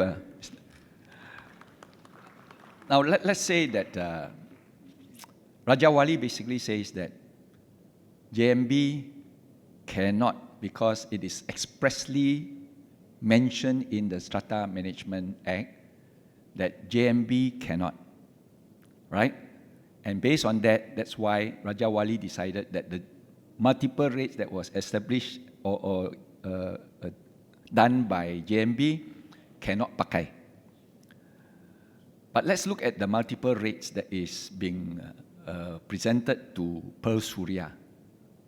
PESURUHJAYA basically relies on a clause in the Strata Management Act to say JMB tak boleh, tapi MC boleh. Management Corporation boleh. But there was a challenge. And it says if JMB tak boleh, MC pun tak boleh. So there is a conflicting position. Federal Court has come in to say that that definition or distinguishing of different use is not based on commercial or residential. That's why they have to have different rates. But it's based on the classification of the blocks, of their use. If you classify that block and they use that that facilities, then they are entitled to pay for the rates of that block. So that is the reason why now sub-MC is required. Number two, even before it's required, at this point in time, in order to be fair and reasonable, you have to actually identify what are the common and what are the limited common. Limited common means kalau that tower has a swimming pool on the top floor, on the rooftop, and only the resident of that rooftop use that that facility. That means that facility is limited common for that block. And whatever later on, maybe they have a special gym, they may have a special lounge room for them to, enjoy. But it's only for residents of that block. So that is called limited common. Common is for approach road, access to that parcels, and also for security. Most of the time, security is common. So in the calculation for the rates, now all the MC has to do is to identify, okay, this limited common, in order to maintain, these are the expenses. This block, this limited common, these are the expenses. To maintain the common, these are the expenses. So when you now calculate, okay, for common, you have to spend 5 million. But it's shared among the aggregate share units of the whole development. So it's divided by the aggregate share unit. So if you have that number of share units, that is the rate you pay. For limited common, that is enjoyed by this block, therefore their aggregate units will be used to divide the cost. And if you own that amount of share unit in that limited common, then you pay the rate for that limited common. Same thing with this. They also pay the rate. So what you do is now, everybody got to pay the common, and this block will have to pay their limited common. So you add this A plus B. This will be a rate to be applied for this limited common. This will be the rate that will be applied for this block. but their rates are different because they have different limited common. So if that's the case, that is the multiple rates. And that is fair and reasonable because you pay for what you use. You don't pay for the other parties. If you don't use a swimming pool and somebody else uses a swimming pool, then you pay for that party. So if you can calculate like that, then it's a fair, reasonable, and you can use it as a multiple rate. Yeah, Dato, really thank you. But I'm facing a case, what if sharing accessory parcel, can they implement multiple rate? Sharing accessory parcel means the common is actually the driveways, the path going into the accessory parcels, especially car parks. You see, this issue is, now we are facing daily, we cannot sleep. We don't know what to do. Commercial plus car park accessory parcel. Residential plus car park accessory parcel. So, which means, kalau commercial different rate, then residential also different rate, then car park, tak akan residential car park bayar lebih, atau commercial car park bayar kurang. So, this is a real issue. Another calculation is based on your Schedule 1. Yes. Your Schedule 1 is a formula. And your car park accessory is part of that formula. So if you have a parcel with this, what you call area, and you have an accessory with this, you will then have what we call the share units calculated based on this formula.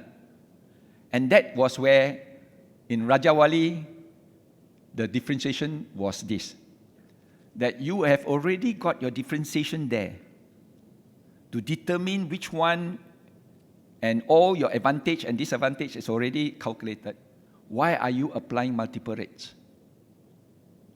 That means to say you give a double whammy. Double whammy means that one also differentiate, this one also you differentiate. By right, it should be differentiated by one. So that was the issue in Rajawali.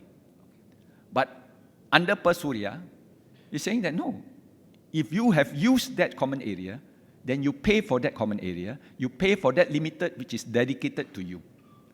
And therefore that gives rise. But the question in PESURUHJAYA was not because of these multiple rates.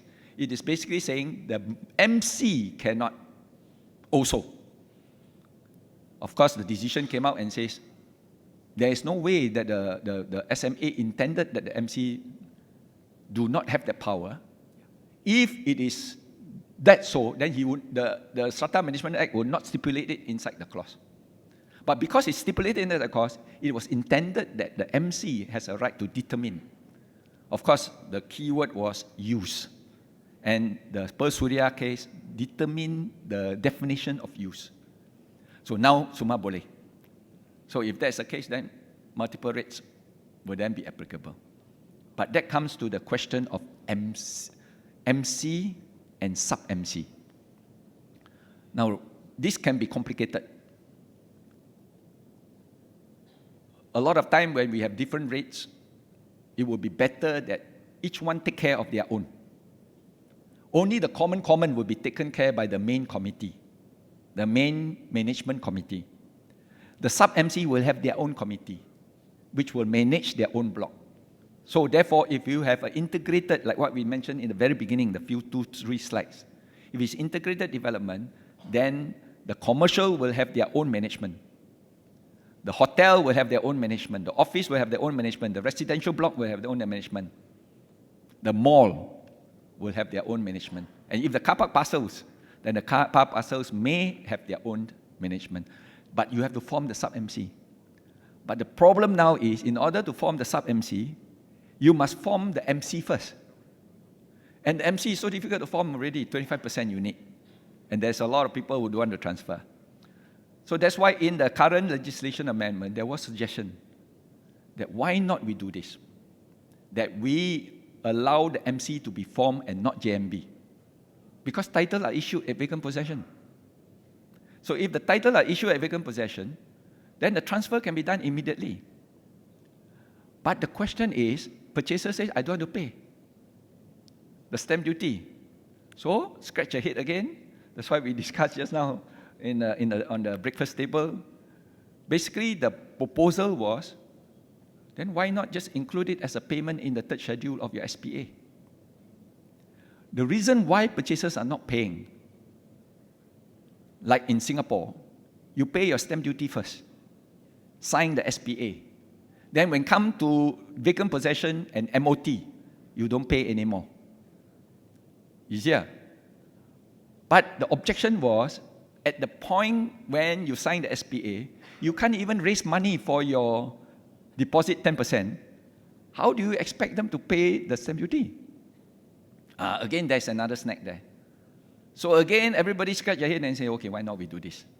Why not we include the stamp duty MOT and amount to be included in the third schedule of your SPA? The third schedule actually lists the stage of payment. So if it is at the third schedule, and at the end, before you give vacant possession, you have to pay the last segment, plus the MOT. Then you take vacant possession.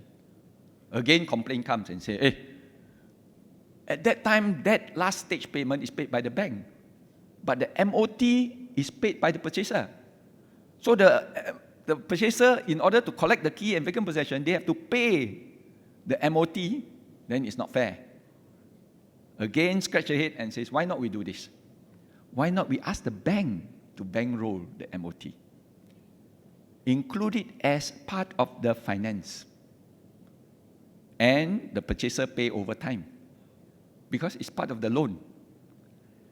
And if that is the case, then the bank will also have security. Because when the title is issued upon vacant possession, whose name is that? Developer. Not transferred yet to the purchaser. Can the bank establish a charge on the title? Tak boleh. Until it is in the name of the purchaser. So if that is the case, the bank will benefit if I can get the title transferred.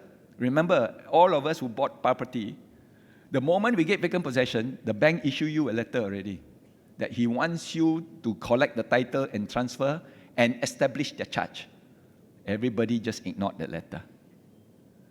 And the latest statistics, just prior to the budget, October budget, REDA was asked to come up with a survey of how many titles was not collected after vacant possession. Wilayah Persekutuan, 60% of the titles not collected. Selangor, 50% of the title not collected. Not collected means not collected from the developer lah. Developer is still the custodian. So developer now having a problem. I am having a safe with all the titles in my possession. So these are some of the issues now being addressed. So hopefully, if the title can be issued because MOT has been paid, then you can, establish the MC straight away. And we are now suggesting that the MC and the sub-MC establish at the same time. Because they say, in order for you to have sub-MC, you must have MC first. Because MC is the father. Without the father, you cannot have son. So therefore, the sub-MC must be formed after the MC. We say, why can't it be together, father and son together? When you form the MC, you form the son. Why? Because a lot of MC refuse to endorse the formation of sub-MC because you have to spend money to do the specialized plan, the special plan, which determines all the utilities to be distributed to the various blocks. So that when you have the sub-MC, they take care of that utility. The sub-MC, they take care of utility. So there is this problem. So this special plan has to be prepared first. Thank you. And we have a break. I think a signal comes. Sorry, after. Huh?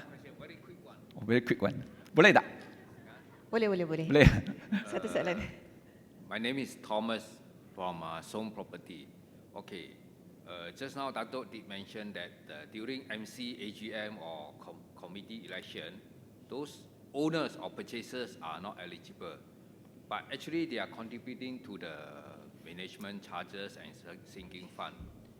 So, does that mean that they are paying, they are not defaulter, but they are not eligible?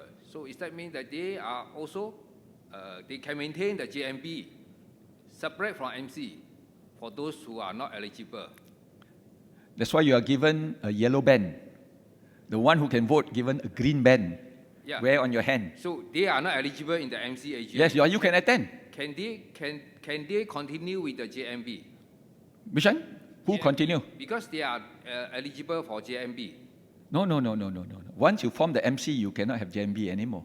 That's why remember, we cannot have two body existing at the same time. Actually, JMB is established by COB. MC is established by PTG. So it's separate entity actually. No, both also established by the purchasers and owners. COB only record and give you the incorporation. The incorporation was by the COB. But the one who forms the JMB is the first meeting, remember? Your first meeting called by the developer after that 1 year. After the developer's management period, then you call for the first meeting. Who comes for the meeting? The owners. But they are not proprietors. They are just purchaser because there is no title. But after the title is issued, then the developer will call for another first meeting, which will be then the formation of the first MC committee. So it's all formed by the members. Okay, I'm sorry, I don't know whether we have time or not. Huh? Just follow up with Thomas' question, okay?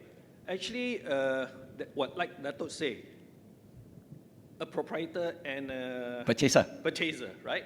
And the developer have no, they cannot use the purchaser to form the 25%, right?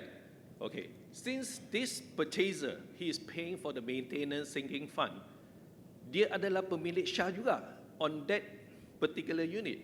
Why they are not eligible to be voted or whatever? So I think COB must look into this thing also. Dia pemilik Shah. He is paying for everything, you know, but he have no rights. I think that is something which is not too good. Okay, before the formation of MC, JMB was existing, right? And who are the components of the JMB is the purchaser. So the purchasers are allowed to be voted and allowed to attend, as long as they are purchaser of the unit. It was never a title transfer problem.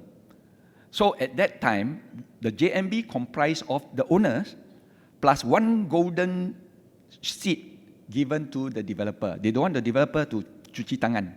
They want the developer to be still inside the committee, one person. Automatic, he has to be there. The rest will be the purchaser. Of course, sometimes the developer, because they still own a lot of unsold units, they continue to be part of the committee as committee members in their own right, but not as a golden seat provided by the SMA. So they are still elected, except that when it goes into the MC, then you need to be a proprietor. In order to be a proprietor, you must transfer your title. Probably that was one way to sort of corner the purchaser to transfer title. Otherwise, they don't want to transfer title. If possible. Otherwise, kena bayar duit tau. Okay? So with that, thank you, and we break for tea. Okey, baik, terima kasih kepada yang berbahagia Datuk Charlie di atas soalan yang telah dijawabkan sebentar tadi. Untuk itu, tuan-tuan dan puan-puan, kita akan berehat seketika. Kita akan sambung semula untuk sesi yang kedua jam 11 pagi. Okey, baik, kita anjakkan sikit 11.10 pagi kita akan mulakan semula sesi kedua. Jadi untuk tuan-tuan dan puan-puan boleh ke ruangan makan untuk minum pagi, dan kita akan berjumpa semula untuk sesi yang kedua pada jam 11.10 pagi. Oh, sebelum itu kita akan ada sesi bergambar terlebih dahulu bersama dengan yang berbahagia Datuk Charlie dan juga Surveyor Dahlia, iaitu Ketua Bahagian Pesuruhjaya Tinggi Pesuruhjaya Bangunan. Maafkan saya.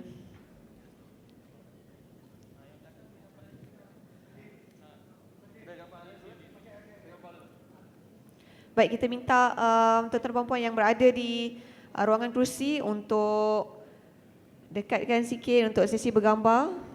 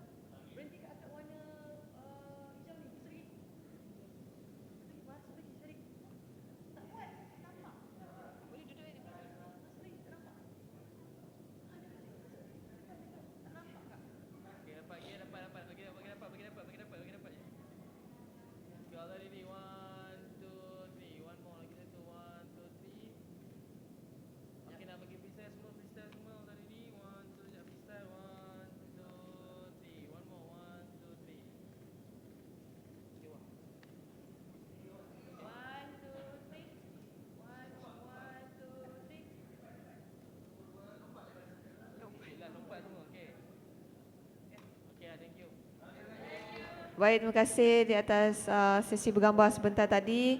Baik, tuan-tuan dan puan boleh untuk menjamu minum pagi yang telah disediakan. Kita akan sambung selepas ini. Terima kasih.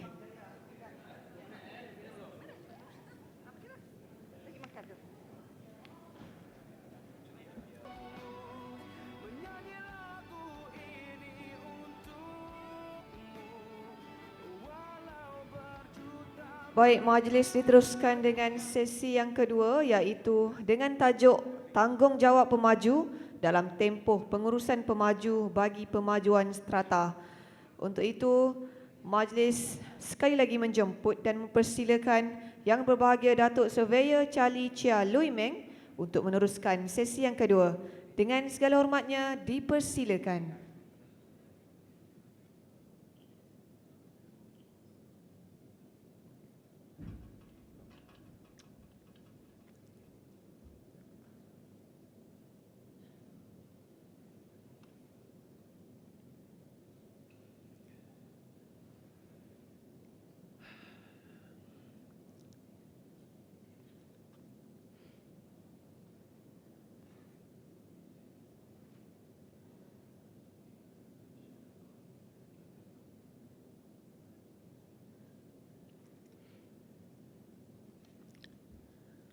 Okay, all are back. Okay. Salam sejahtera semula lagi. Saya akan teruskan the session 2, which talks more about the responsibilities. But before I begin, I want to also talk about the sinking fund. Right? Just now we were talking about maintenance account. Now it's a sinking fund account. Now what is a sinking fund for? Sinking fund makna kita set aside satu kumpulan dana untuk kita gunakan to do capex, either capex replacement or capex repairs. Now, what are the capex replacement is? You may have to change the whole leaf motor. You may have to change the water pumps. You may have to do a total repainting, or you may have to repair the whole tiles in the corridors. So that becomes capex. It's no longer maintenance. So the sinking fund under the SMA allows you to use the money untuk berapa perkara saja. Jadi satu daripadanya ialah painting or repainting of common property. Remember just now earlier, maintenance is used for minor painting. Sekarang kalau you nak repaint the whole common property, or you may be even doing in phases lah. Ini tahun kita buat the fasad saja, then the next tahun dalam budget kita allocate untuk the corridor. So if that is the case, you kena guna daripada dana sinking fund. You cannot use the maintenance, because if there is a crisscross mix up, makna kadang-kala you punya maintenance fund tak cukup, and then you have to raise fees. Then you cannot use your sinking fund for maintenance. then you have to top up somewhere. So macam mana? So it looks like every year you kena adjust you punya maintenance charge. Next one is acquisition of any movable property for common property. That means to say you kena tukar the gym equipment. It's a movable property, but the gym equipment is considered as common property. So in order to acquire new product, you kena guna daripada sinking fund.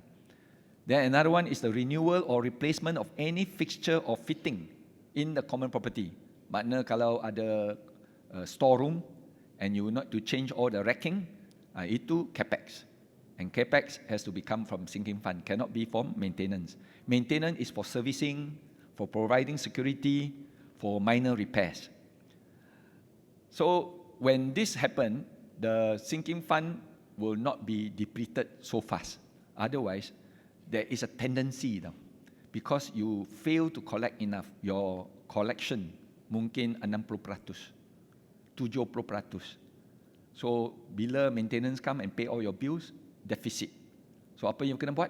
You masuk dalam sinking fund, cabutkan duit, or the other popular method is every month when you collect the maintenance charge, you kena allocate 10% into the sinking fund. You don't allocate. You still let it remain in the maintenance fund. And then you keep on spending, but the sinking fund doesn't grow.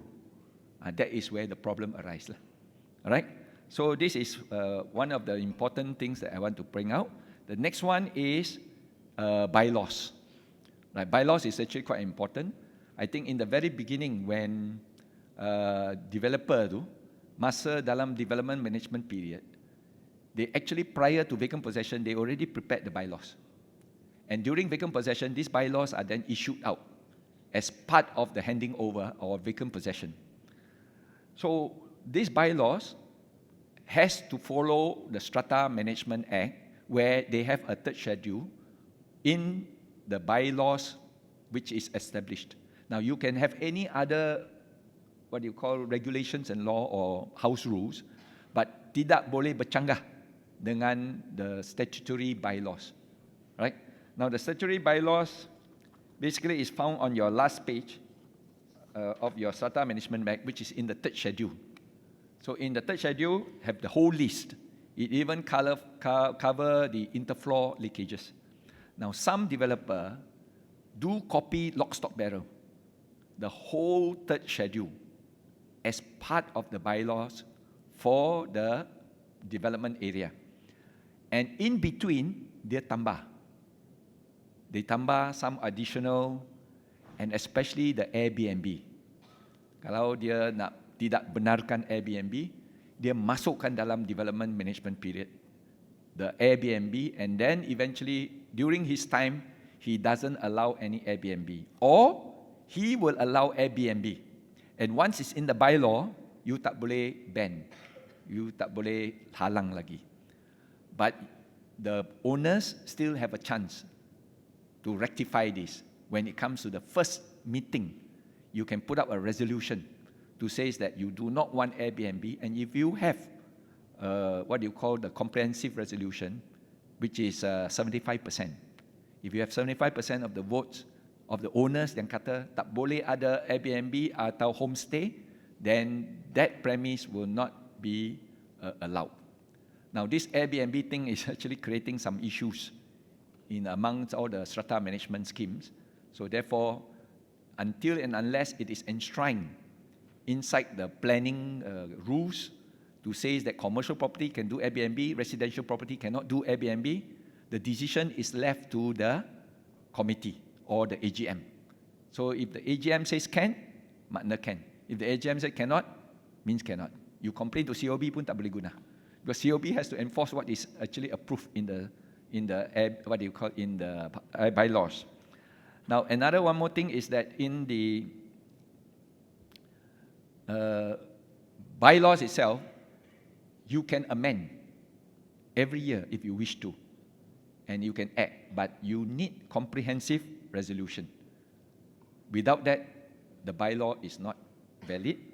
And after you have approved it at the AGM, you then send for endorsement by the COB. Of course, there is now a question to say whether the COB can actually ask for some of the bylaws that was suggested in the AGM to be taken out. The COB can, provided dia bercenggah dengan SMA. So especially the third schedule. The third schedule allows this, but you said no. Maybe pets. Ada pet lah. You nak kucing ke, nak anjing ke. So at the end of the day, the bylaw says no. But the COB can say no. It's in the, what do you call, in the third schedule. Dibenarkan, therefore you must. Unless they cause a nuisance. If they cause a nuisance, makna dielakkan daripada bylaws. So this is the situation that is happening lah.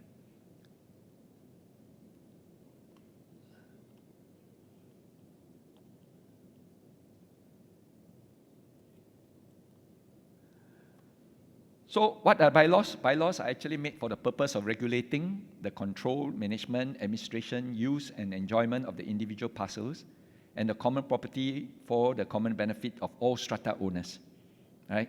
It governs the relationship also. But is the bylaw able to govern the use of the parcel? Or the bylaw is used to govern the use of the common area? This is also another big question mark. So the thing is, what is the Strata Management Act for? It's not to govern the use of the parcel, because you have every right, you are the owner of the parcel. But for common area, for the common good, then you use the SMA to regulate, to actually have rules, to control, and to allow. So therefore, there is still now a question of whether Airbnb is common area or Airbnb is parcel. That means you are regulating the parcel use or you are regulating the area use. And that is the reason why there is this, some are challenging this decision by some decision by some JMB or MC for not allowing Airbnb. And they are now bringing up this case and says, you cannot prevent me from renting to anybody. I have a right to rent to anyone I wished. And you have no right to say no. You only jaga my common properties. You manage my common property, the ingress and the egress. So if that's the case, then you can say Airbnb cannot use the gym. Airbnb cannot use the swimming pool, because they are guests. And since they are guests, they are not allowed to use. There might also be some issue. The owner will say, he's my guest. I allow him to use. So whether you allow guests to use or not, that one is in the bylaws. Betul tak? Because bylaw control the use of facilities by the owners and by guests. By right, it should be only used by the owner. But now it's used by the guests. Then the question asked is the tenant a guest? Or he represents the owner? Because the owner is not there. He's replaced by the tenant. That's why some bylaw put this word resident instead of proprietor. That means the bylaw governs the use by the resident. That means includes tenants. If that's the case, then the tenant has a right to use. But the Airbnb guest comes in and says, I am a tenant. So if that's the case, can he use or not? You cannot prevent him from using. Then you have to use what we call a long-term and a short-term tenancy. Tenant is long-term tenancy. 1 tahun, 1 kontrak. Airbnb, 1 hari, 1 kontrak. So it's a daily use compared with a long-term use. So there is this debate now going on. But unless we settle this in the amendment, tak boleh jadilah. You will still have a lot of argument and people suing each other, right? Okay. So the minister has set out a set of bylaws for common in Schedule 3, and any additional bylaws thereafter made by the management body, which is inconsistent, then shall be valid or invalid. So the one who determines and advise whether it's valid or not valid is the COB. So COB will then have to look at it and say whether it is consistent with the bylaws. If it's not consistent, COB then make a decision. But can you be challenged? COB's decision. Yes? If you are finding it inconsistent and they can prove that it was consistent, then you are not giving the right decision. So for that, you can be challenged. Now, power and duties of management is to enforce the bylaw, including additional bylaws.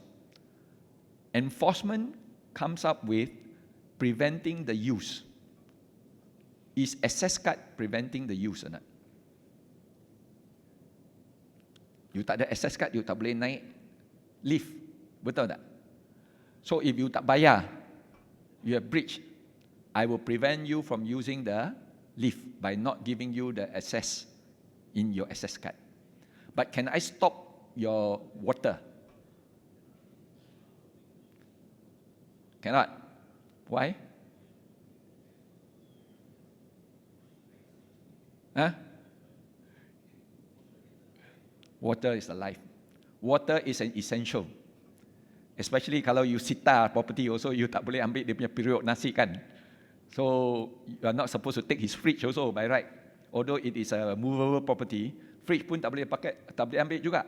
You can only take his armchair ke, his his relaxing massage chair pun boleh lah. You boleh ambil. Tapi dia punya periuk, dia punya stove, you tak boleh sita.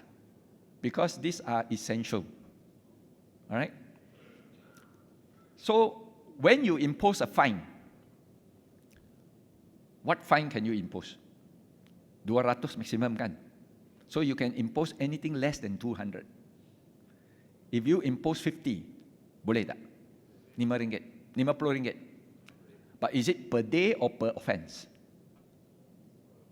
Tiap-tiap kali you buat salah, you kena denda. RM50. Say lah, RM50. Esok, you lakukan lagi sekali. Lagi RM50. Betul tak? Or you give him a chance and says, I denda you, tapi you are not supposed to repeat, and you give him a grace period to rectify.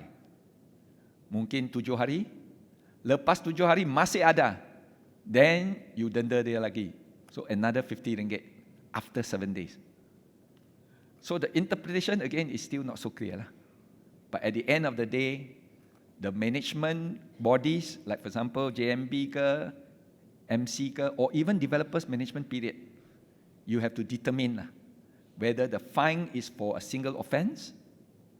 Each day that it occurs, dia kena bayar RM50. So since it's not clear, then you put it inside your bylaw. And the bylaw will determine, for every sehari you buat salah tu, you kena RM50. 10 hari buat salah, 10 hari campur dengan RM50. Okay? So next one.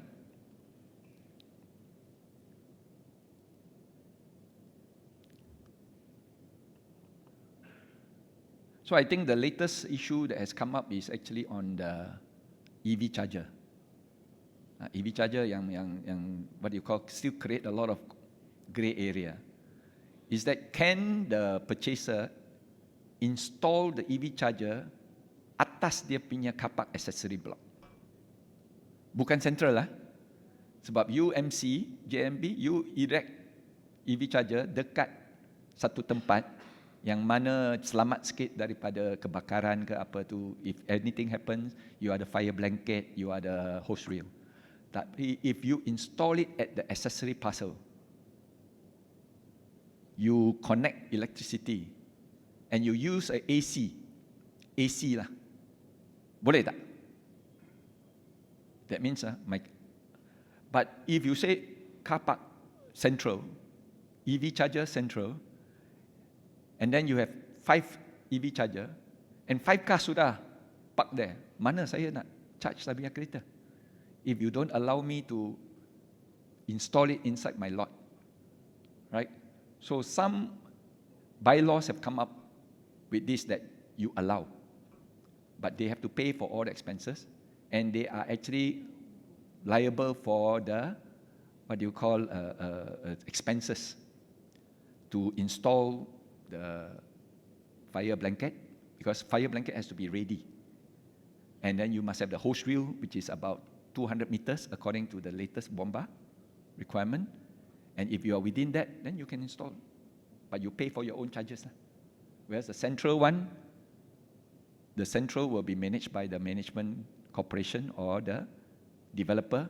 And if the developer manage it, then the developer will have to collect money. Right? But sekarang I think a lot of SMC ke, JMB ke, they actually get outsourced company to install the EV charger, and the outsourced company will charge using credit card ke, touch and go ke, apa tu, they do their own settlement, but for every month, the company will pay to the JMB or the MC or the developer certain amount of money. But that is not the developer's money, that is inside to the maintenance account. Alright? Now there is also this big issue about fire insurance. Saya punya kereta park sana, EV charger, I charge, right? And then bila berlaku kebakaran, fire spread, neighbor car kena api juga, kena bakar juga. So now insurance, siapa bayar? Are you covered or not? Your own car maybe, but what about your neighbor's car? If they are not covered, because they are not EV charger, and they are not electric car, but dia punya kereta kena bakar. Jadi dia claim sama siapa? They claim to the owner of the EV, the owner of the electric vehicle. So therefore the electric vehicle, before you allow him to set up an EV charger for himself, he must have insurance coverage to cover for if any neighboring vehicle, then they are also covered. But so far now, insurance tak ada cover. Because all insurance still don't have that cover. So again, this is another big issue in a lot of MC ke, JMB ke, dia ada masalah to install and to cover for insurance. Kebakaran for building, okay. But kebakaran on the car and the vehicle in around that vicinity, still not covered. So okay, let's move on to the next one will be kewajipan pemaju semasa tempoh pengurusan pemaju. I would like to go through again so that we can ask question after this. Nombor 1, menyelenggara dan menguruskan bangunan atau tanah yang dicadang dipecah bahagi dan harta bersama. That is the role of the pemaju during the developers management period. First one. Now the second one is menentukan dan mengenakan charge yang hendaklah didepositkan ke dalam akaun penyelenggaraan. That means you must collect and you must deposit in the maintenance account. But determining the rates is also the role of the developer. Of course, most developer will determine first, then give vacant possession, collects the first 3 months, and then tell the purchaser, this will be the rate that you pay during my period. But again, during the developer's management period, if the expenses is higher than what has been charged, then the developer can then redetermine the rate and then submit it to the COB for clearance. And if it is so, then he will implement for the rest of the development period. Okay? Nombor 3, menentukan dan mengenakan sinking fund yang hendaklah didepositkan ke dalam account sinking fund. So there must be 2 separate account. One maintenance account and one sinking fund account. Dua-dua kena buat. Nombor 4, mengambil insurans mengikut Akta 757. That means to say the whole building must be covered for damage, especially fire. Of course, I mentioned just now about the collection of premiums. Your first premium is actually built into your maintenance charge. But subsequent JMB MC may want to implement it as a separate charge, whether they can do it or not. Again, as I said, since it's already included in the SMA, include it in the main charge, maintenance charge. Tak payahlah collect separately, right? Next one is mematuhi apa-apa notis dan perintah oleh PBT, which means to say the COB and also the local authorities, atau mana-mana pihak berkuasa awam berkenaan dengan kacau ganggu ke atas harta bersama atau pembaikan terhadap harta bersama. That means to say whatever damaged, whatever defects, and whatever improvement works that you need to do. Now, improvement works is also another one more issue. During developers management period, no issue, but in the JMB and the MC, it need to be approved at the AGM because it is considered capital expenditure and it must be included in the budget. So there must be a motion to repair certain what you call items or major renovation or even acquiring of neighboring properties in order to complement the common services. Nombor 6, menyediakan dan menyelenggarakan suatu pendaftar bagi semua pemunya petak. You still do not have the proprietor because strata list not open. But you will then have to have what we call a register of owners. And that register owner will then be used to determine who are eligible to vote in the JMB. So, but you have to start that list because there's a lot of developers who forgot about this and at the end of the day huru-hara when they want to form the first EGM.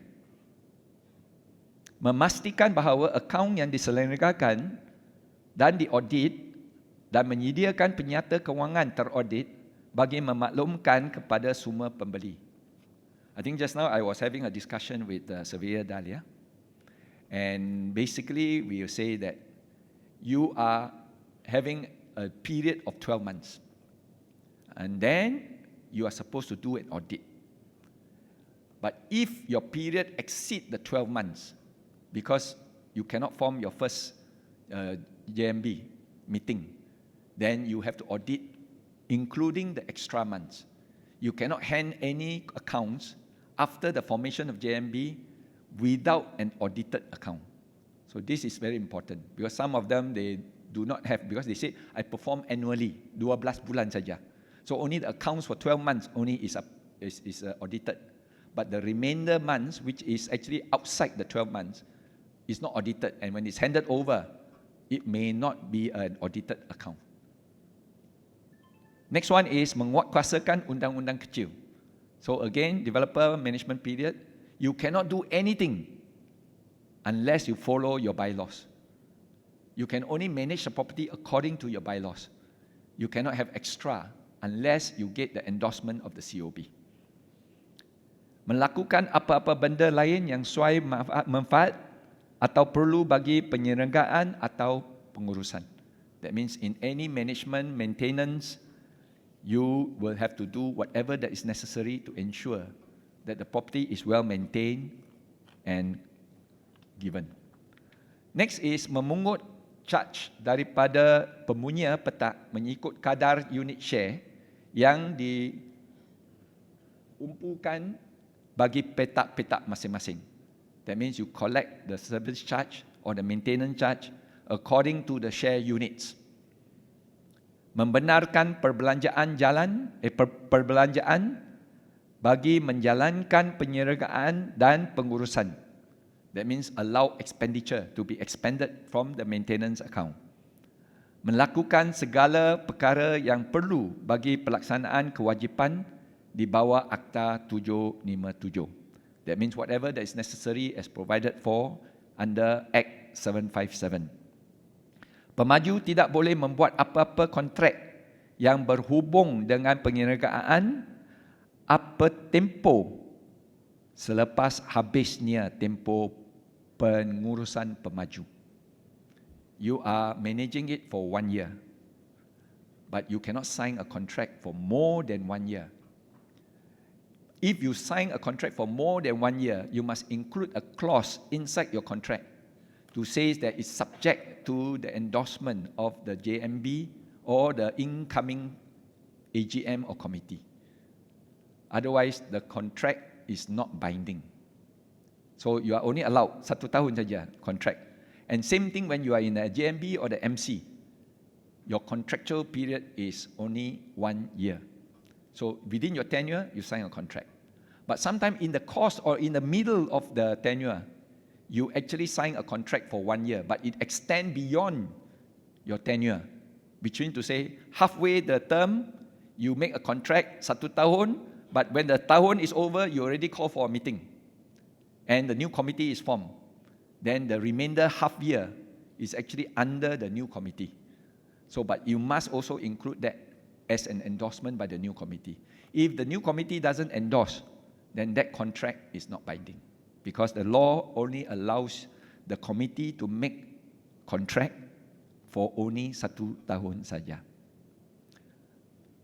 Memungut sinking fund, as I said earlier, mendapatkan daripada pemunya petak apa-apa jumlah wang yang dibelanjakan oleh pemaju berkenaan dengan petak itu dalam mematuhi notis PBT atau pihak berkuasa. That means to say, you collect from the owner of the parcel whatever jumlah that is expended by the developer berkenaan dengan petak itu, yang dengan when you adhere to a notice by the PBT or the pihak berkuasa. So in this case now, you can still collect some more money from the owners of the parcel if you expend any expenditure that is required by the local authorities. Pemaju hendaklah memastikan bahawa suatu kawasan dalam berasingan dan berlainan dihaskan daripada harta bersama. Kawasan pemajuan itu semata-matanya bagi maksud suatu pejabat pentadbiran untuk menjalankan kewajipan pemaju. So you have to provide a maintenance office. We have actually discussed this because the new amendment wanted to include the layout. You may provide a room, but what is the layout and whether it should be operational? So during the developer's management period, you need to have an operational room, isn't it? You need to have an operational management office. That is the requirement that you are. Not to prepare a small room for your own self because you are managing from your office there or from your site office, or from your defects maintenance office, and then after handing over to the JMB, then only you decide, okay, now I have to give an office. So you erect somewhere an office.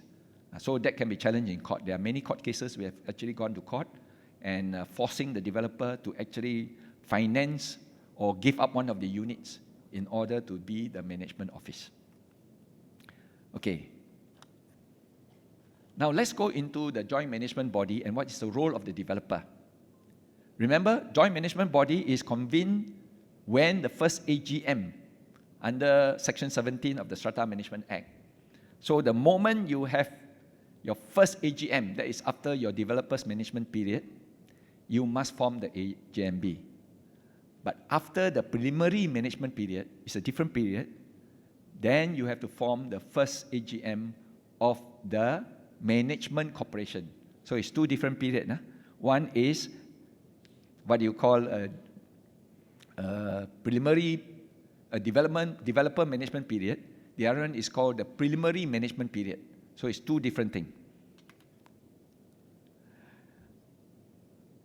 Basically, it talks about if the parcel is delivered before the commencement of the SMA, then no later than 12 months after the commencement. That one is already passed. You already passed that period. But if the parcel is delivered after the commencement, then it must be 12 months from the delivery of the vacant possession. And what do you mean by 12 months? It means the 12 months of the first parcel, not the first month, not the 12 months after the last parcel.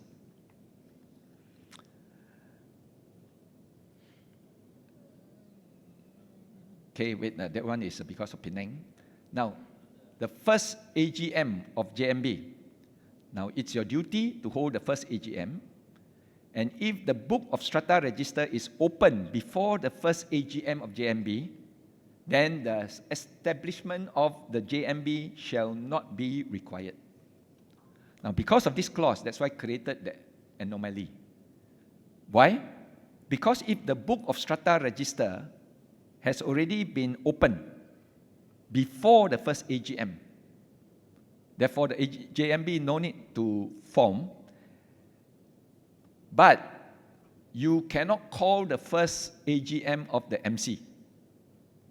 So you have to call a first AGM, but you cannot. You have to wait for 25%. So therefore, 1 year after another. If that is the case, then who is managing the, what do you call the property? Is actually the developer. And what period is this called? Preliminary management period. Okay? Now that is the process. I will go ahead. Again, you have to make sure before the first AGM that the maintenance account and the sinking fund account have been audited up to the date not earlier than 3 months before the AGM. Now, if you are going to call the first AGM of JMB within 12 months, or you are only allowed 12 months, right? And you have to ensure that your accounts are audited 3 months before, which means you only did a 9 months account. Betul tak? So therefore, is that 1 year? It's not done annually. You have to do it within 9 months. So it's not an annual auditing. It's a special auditing 9 months before. But if you ask for permission because your accounts are not settled, now you can be granted permission to call for the first AGM JMB before, after the 12 months by applying to the COB. Now to identify the agenda, you will need to have Form 5, which is provided for in your SMA, and your proposed resolution. Of course, one of your proposed resolution is whether you want to continue the same rates or you want to propose new rates when the JMB take over. And then to serve the notice Form 5 to all the strata owners, right? And to display the said notice at the conspicuous part within the premise. So Form 5, you have to prepare. The agenda of the meeting will be there. And then you have to send to all your owners. And the owner need not attend.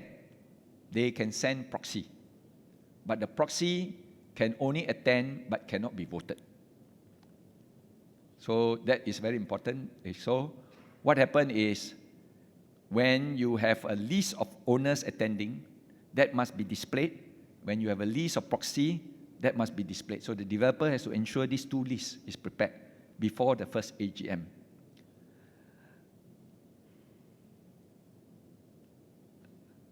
Then you have to prepare the voting slips. But now I think because of digital, you have all the digital system now of voting. All right? And all you have to do is just press the button to elect or to vote. And you'll be recorded and the results will come out immediately. But those days you need to prepare voting slips. Those days you need to count the votes and appoint scrutineers. So this could be another problem. Then to take the attendance of all the strata owners, including proxy, and make sure that they are the person who is entitled to vote. To make sure that the candidates are qualified to be elected. Right? They must not be in areas. If they are in areas, tak boleh stand for election. Same thing with if you are the owner and you are in areas, you cannot appoint proxy. To chair the meeting, you appoint one of the owners to chair the meeting. The building manager cannot chair the meeting, right? Because there are some cases where you see the AGM, the building owners don't know how to chair the meeting. The building manager chairs the meeting, but in the name of the owner. So you still got to elect the chairman, right? Because the building owner is just an agent. He's not the principal. So any decision made by him can be declared null and void. To answer the question which is relevant to the agenda and also to take the minutes so that it can be submitted to the COB immediately. To deliver, hand over all the items in Form B within 1 month after first AGM. Form 4 includes the approved plans, includes the layout plans, sometimes even include the layout of all the electrical wiring and all the plumbing. Reason is because when something happens, they have to trace where the pipe runs, where the electric wire winds. And all these drawings sometimes in the past have not been available. All the developers have been actually instructed that they must get all these drawings ready to be used during the developer's management period, at the same time also to be handed over after the first AGM of the JMB. Now, if the developer fails to hand over the audited account no later than 1 month after the AGM, then how come the screen cannot go down?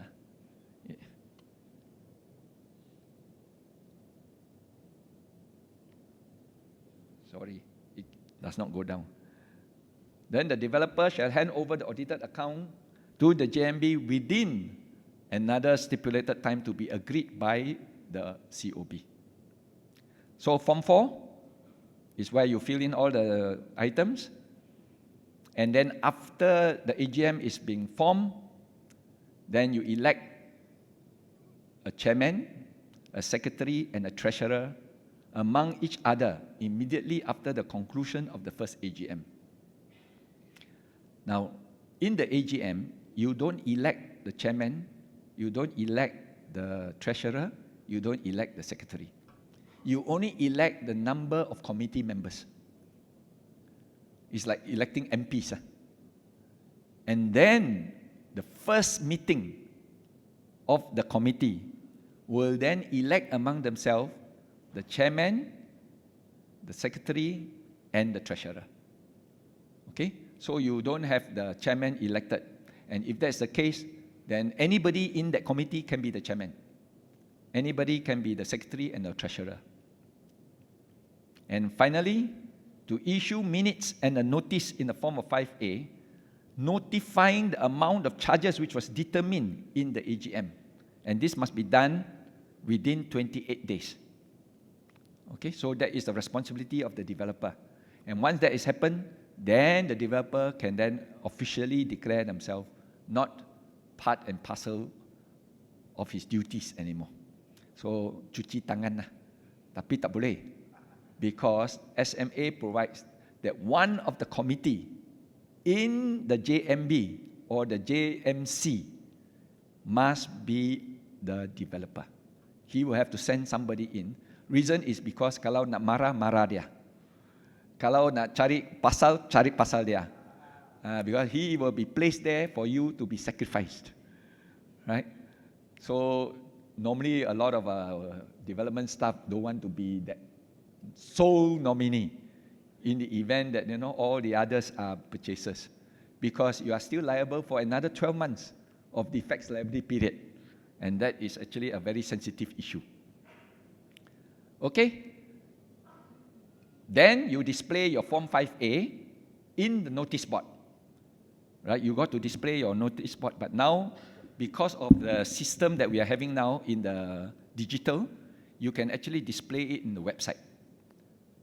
To file with the Commissioner certified true copies of the audited accounts, resolutions that was passed, and the minutes of the AGM within 28 days from the date of the first AGM, and to inform and register with the Commissioner the name of the JMB within 30 days from the first AGM. Then only the Commissioner can issue the incorporation certificate. Without the incorporation certificate, you are still not official. Because you can sue and be sued in that name. So that name has to be a certificate, and that certificate is issued by the COB, not the Registrar of Companies, or not the CCM. And to make sure that all items and documents as mentioned in Form 4 is in order and ready to be given. Now, next one, of course, is the management corporation. Again, there is a duty of the developer. So the duty of the developer is that when you have the register, the strata title register open, MC is formed, then you have to maneuver and try to get 25% to sign up for the MOT. And once that is done, then you will be able to cause the first AGM of the MC. But what happened is, you have to do all this within 1 year. But if you can't, then it will have to depend on when you get your 25%.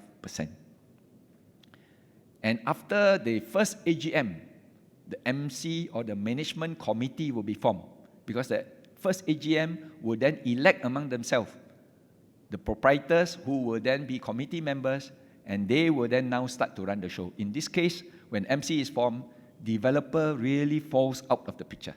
There is no more sole representative lagi lah. When do you get the strata title issued? Is upon the issuance of the strata title by the land office, and the land office opens the strata register. The MC comes into existence on the same date when the register is open. Land office will then issue the certificate of establishment of the MC. In this case, it's the land office that issues the MC. After issuance of strata title in the developer's name, developer will then commence perfection of strata title with each of the purchaser. Now, under your section 46, you have what we call the preliminary period or the initial period. Means the period commencing on the day on which the MC comes into existence and ending on the day when there are enough proprietors, 25%, is being formed. So it is that period. And in the Strata Management Act, you also call this as the initial period. So simplified is the period between the establishment of the MC until there are parcel owners, which comprises of at least 25% of the aggregate share units.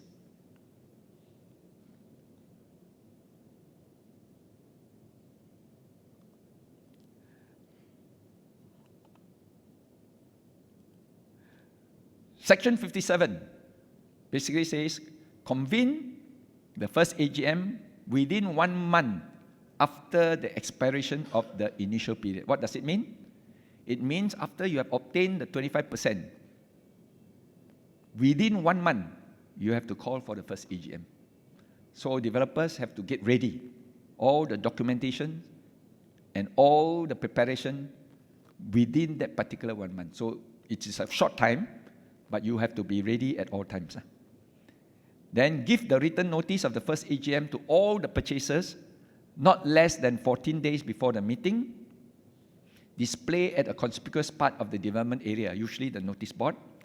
Then prepare and place before the first AGM consideration for the annual budget.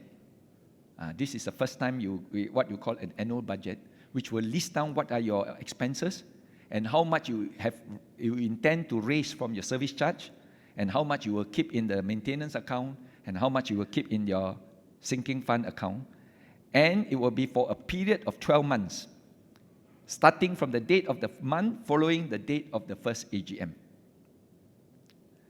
Then section 58 basically says that the agenda will then have what we call determining the number of members of the committee.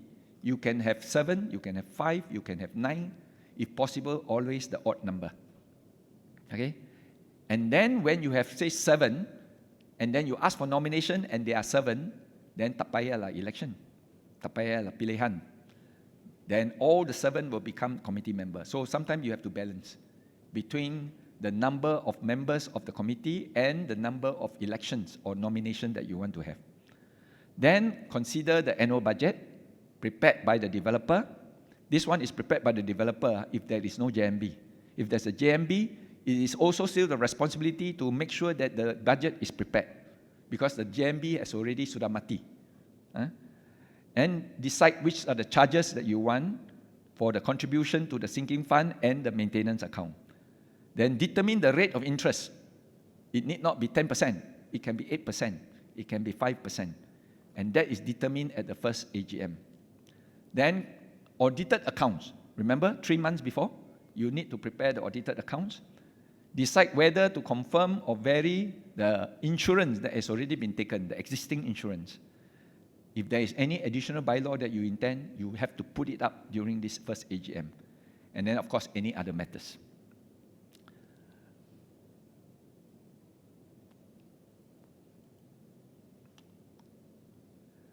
So, any developer that fails to convene this first AGM, you can be liable for a fine not exceeding 250,000 or masuk penjara 3 tahun or both. So jangan main-main lah. You want to eat curry rice, then you do this. So pre-AGM, to do this list, paragraph 12, second schedule, 14 days notice of an AGM to every parcel owner. It must be by hand with proper acknowledgement in writing. Now we have this problem, especially if you have owners from overseas. Now when you have owners from overseas, their address actually is overseas address. So you have to send the notice. And if your notice doesn't reach there and acknowledge there, makna deemed not delivered. So it's like a serving of a notice. But in the Act itself, mentioned that all foreign owners must register a local address for the purpose of service. So therefore, the developer must ensure that all the foreign buyers that has purchased your property must in the register of owners listed their local address. Of course, a lot of owners don't want to list their address overseas. They want to list an address here. What they do is they use the lawyer's address. That means to say the purchaser solicitor. You know, the one that arranged for your SPA? They use the address. And if they use the address and it's registered as the local address, then it will be due or deemed notice if it is delivered to that lawyer's office. The other one, there's another option now, is that remember, every one of the parcel will have a mailbox. Di tingkat bawah ke, tingkat basement ke, and on the mailbox ada dia punya alamat. Therefore, if you want to say that that is their address, because they never register any local address, then you can deposit the notice into that mailbox. And then it's deemed delivery. Okay?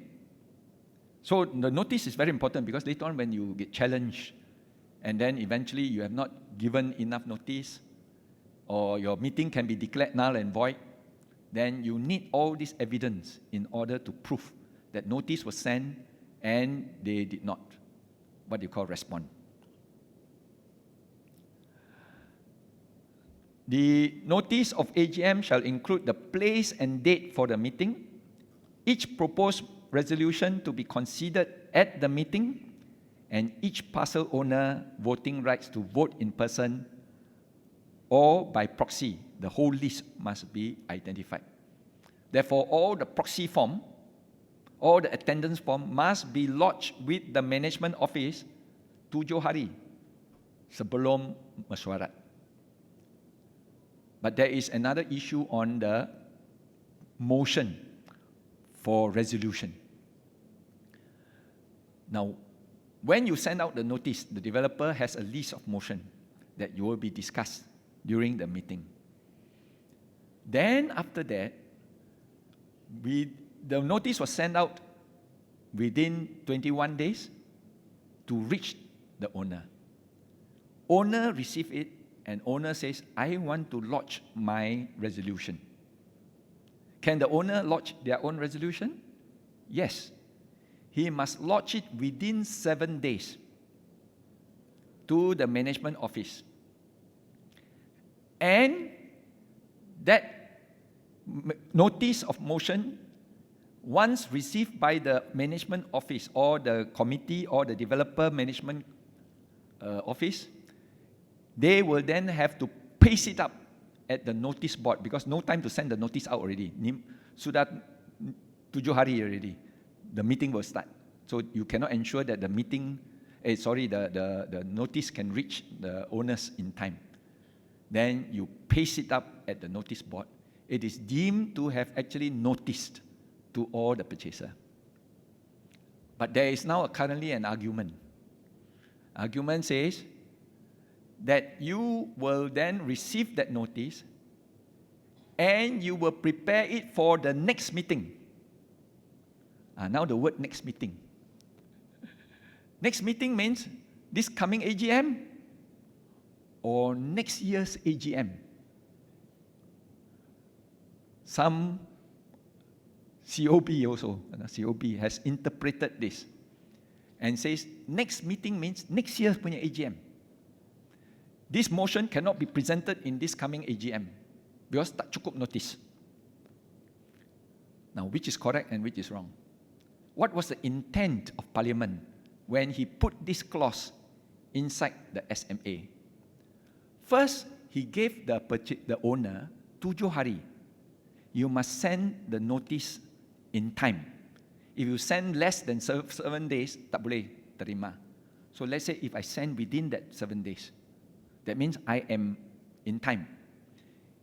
Then when the management office receives it, dia simpan dalam file sebab tahun depan, tak ada.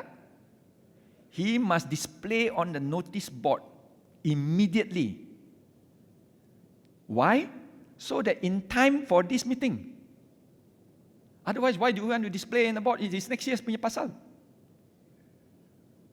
So you see the intent of Parliament? And if that is the case, then it cannot be brought, it must be discussed during this coming AGM. And if you want to reject, you reject it. If you want to accept, you accept it.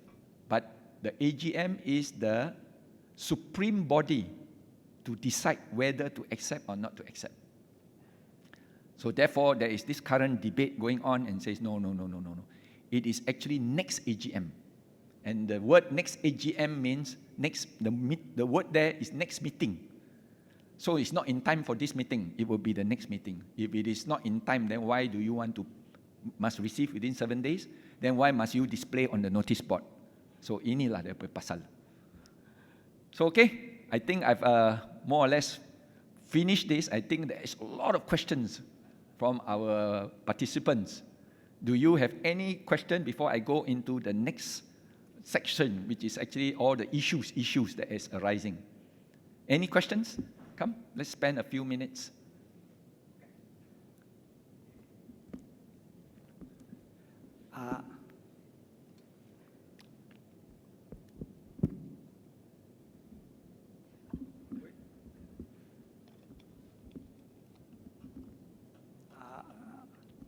Boleh.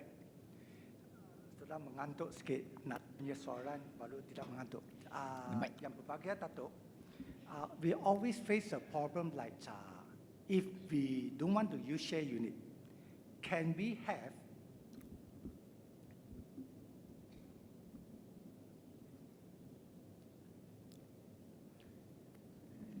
this is a very common issue. If you have 10 units, we always say show by hand. Can we show 10 units instead of share unit? So how you define this? Okay, share unit is by poll. Yes. Hand is by vote. So if, for example, you have a motion and the motion call for a vote, if nobody asks for a poll, then you vote by hand. And when you vote by hand is one parcel, one vote. That means those who attend will have one vote. Those who don't attend, no votes. Okay? Yeah, because the issue is sometimes I have 2 units, I have 5 units. I say I have 5. Then So you call there for a is- poll. Okay. If you call for a poll, anyone who calls for a poll is deemed a call. Tak boleh reject. That means you have to decide by poll. And if you have 3 units, your share units times 3 will be your voting bank. And usually, before the AGM, you will be given your card. Yes. And that card will show how many votes you have. or how many share units you have. So if you own 10 units, you have a 10-unit share here. So when you put up your hand, then the scrutineer will have to count the number of votes. So it's a measure by vote. But if there is no call for vote, then automatically it's a vote by hand. Whoever attends representing the parcel will be the one, including owners, including proxy. But observer cannot vote. Okay, thank you. Another one is, can the proprietor represent the proxy as well? That means 1 + 1. One person represents one vote. That's why there are some AGM. No? Yes. You have proxy. So you go and get 10 proxy. Then you ask one person to hold 10 proxy. Tak boleh. You must have 10 person there attending. Each one holding one proxy. But if you call by poll, then all the votes within that proxy can be used. But the issue now is, he is the proprietor, he already got 1 vote. Oh, yes. Proprietor can actually hold one proxy. Can. That Yep. means 2. Yes. So If- he holds his vote and he Yes. holds a proxy. So 1 proxy, 1 vote. That means he have to go for by pool. If by hand, No. You vote. Satu. dua. You tak boleh hold 3, 4, 5. You only got 2 cards. 1 card is as a proprietor, green. 1 card is a proxy, maybe orange. As a proprietor, he can hold 4 cards, but add 1 more proxy, right? Yes. Proprietor can hold 4 cards. So when the scrutineer count, he will count proprietor, because different color, proxy, different color. Now, just now the gentleman mentioned, he hold 4 proprietor card. That means he got 4 unit. That means proxy ada 1. That means 5. Is 4 it boleh? proprietor. Yes, correct. No, how can he host 4 proprietor? Dia ada 4. Huh? Dia ada 4 unit. Oh, dia 4 unit is a poll. It's a pool. It can only be considered a poll because a single person there, let's say you are the owner of 10 units, and you go by vote by hand, and you attend, only 1 vote. But if you want your vote to be counted for, then you call for poll. Understand? I think COB jot down. Ini banyak COB lain kata. Please keep note. Okay, another very serious question, Dato'. Now we are come back about parcel owner and proprietor. When we form the MC, of course we need proprietor. That means pemilik versus dengan penulia petak. Tetapi just now the Dato' explanation, MC is only for pemilik atau proprietor.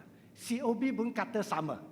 Tetapi menurut Strata Management Act Section 22(2), parcel owner equivalent to proprietor. That means penulia petak adalah ertinya pemilik. Under third schedule bylaw also mentioned that proprietor equivalent to parcel owner, which means the parcel owner can vote as a committee and can vote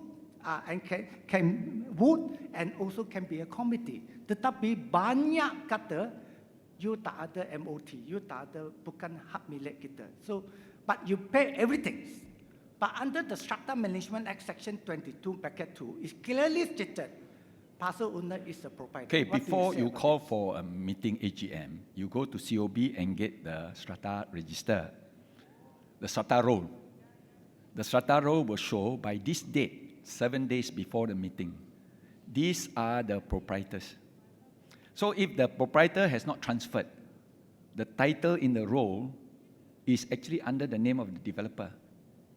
So therefore, he's not a proprietor. That's why your 25% comes from that strata roll. Ya, ini agak argument kepada COB. Strata rule actually is not fair.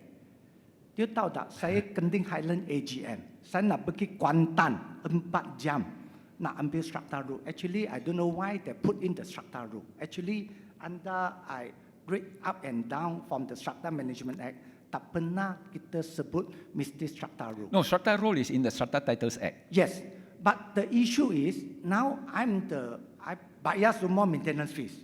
Saya memang ada, tetapi kerana bini saya overseas, I cannot do MOT. Jadi saya sebagai penuhnya petak tak boleh undi, tak boleh jadi. But is it after the issuance of a title already? Yes.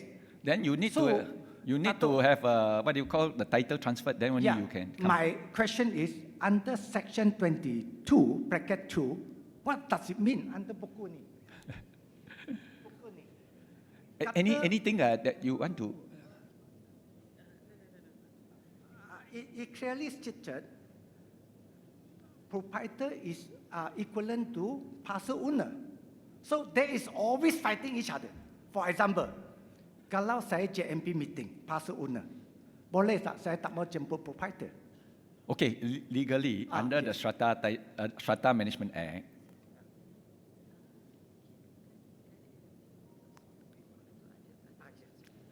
okay, the definition of proprietor, you notice that the whole Strata Management Act mentioned the word proprietor in the MC. The purchaser is mentioned in the clauses on JMB. JMB got no proprietor. JMB only got purchaser.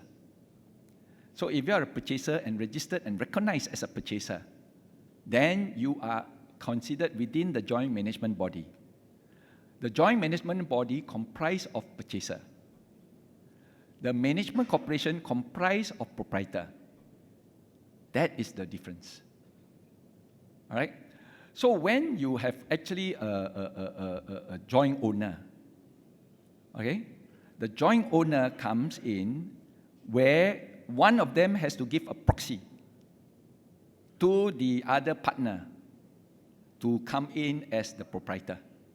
Same thing with company. Company is a non-natural person. The non-natural person has to appoint a representative. And that appointment of representative is very important. Because there's still a lot of argument over the appointment of representative because there was a requirement that they must provide a company resolution or board resolution.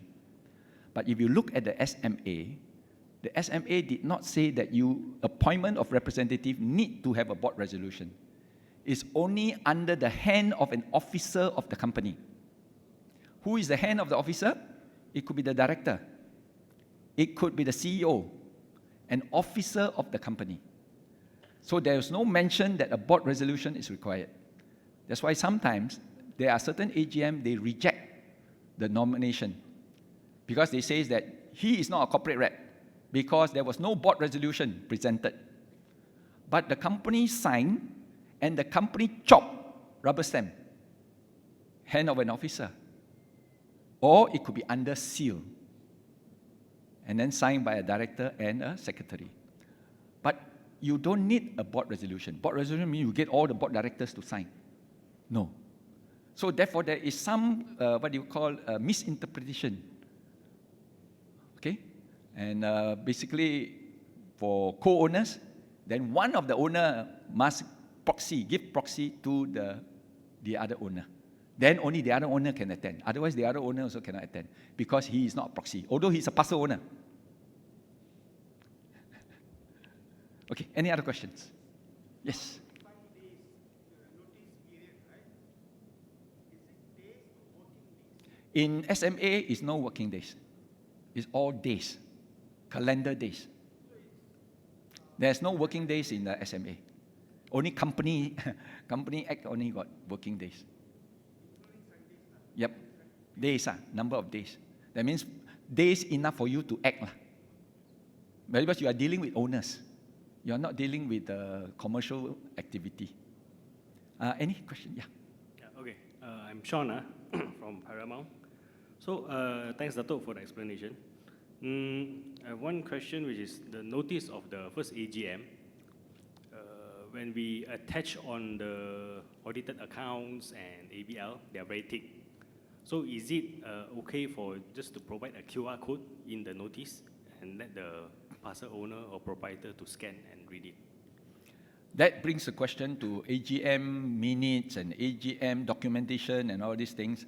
Instead of sending so far, you know how much you have to spend on the AR registered to all your owners, especially overseas lagi. Then you have a problem. So a lot of people suggest that why not we use the QR code? That means to say you scan the QR code.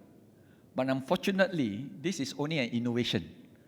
Your SMA does not allow for a QR code. The SMA says you must send all notices and all documentation and all accounts in a AR registered. So how? A QR code is not AR registered or by post. So that doesn't qualify for deemed delivery. That doesn't qualify that the document was in their hands. What if they are 80 years old, they don't know how to use QR code, but they are a proprietor? Then you have a problem. Or some people who are illiterate, they don't know how to use. Then is it deemed delivery? No. So the fairness of the intention of the SMA was it must be delivered in hard copies. For the time being, until we change. We are doing a lot of digitalization now, looking at the amendments that is going to be suggested. Most of it will be, make it easier, that notices can be sent, and then even attending meetings. Now, you cannot attend meetings through online. Company can. Board meetings you can attend by online. But AGM tak boleh online. Committee meetings, management committee meeting pun tak boleh online. If you are attending online, you cannot vote. You can only listen. You can talk if you want to, but when it comes to voting, you are not eligible. So still no online yet lah. So I think we have to change that lah, because now digital already. Okay, any other questions? Yeah. Dato', thanks for your explanation on the motion, okay? And the 14 days notice for AGM, all right? I think COB, one surveyor, maybe you can inform all COBs now that it should be 14 days before AGM, because when we go to COB, some COB, they will say... Hey, hold on. I'm not the authority here. Okay. You see, I'm only giving my opinion. I'm not the authority. Yeah, but I then think it's up to COB to discuss among themselves whether to... Correct. But I think you give a very good suggestion to COB, huh?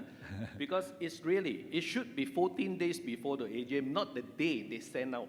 Because now the argument always we have with COB is, as long as they post out 14 days. Tapi kita terima, maybe 7 days or 3 days even before the AGM, nothing we can do. Actually, hold on. Yeah. Legally, is the date of posting. Yeah, that's right. So there's no time for us even to put in certain things. So if the post office takes 1 week to deliver, then you deliver 1 week late. Then this should come to COB to inform all JMBs or MC to send it out earlier.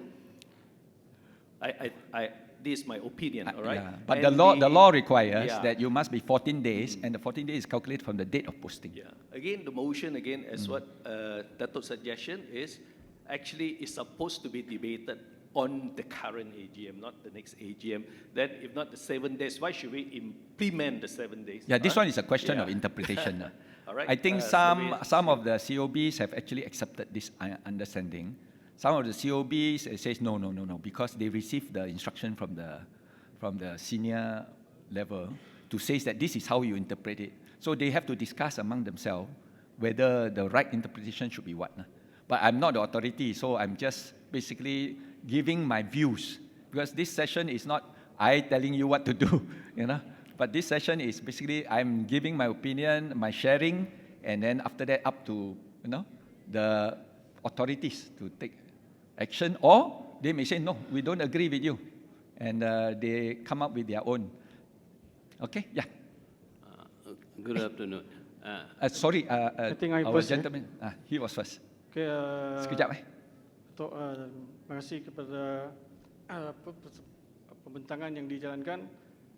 Sebenarnya saya daripada JMB Pangsa Puri Seri Melewak yang akan menjalankan mesyuarat agung tahunan pada 14 hari bulan Disember ini daripada JMB kepada MC. Jadi saya rasa bersesuaianlah dengan tajuk yang dibentangkan pada hari ini. dan terima kasih kepada COB menganjurkan seminar ini. Dan yang pertama saya nak tanyalah berkenaan dengan common area ni.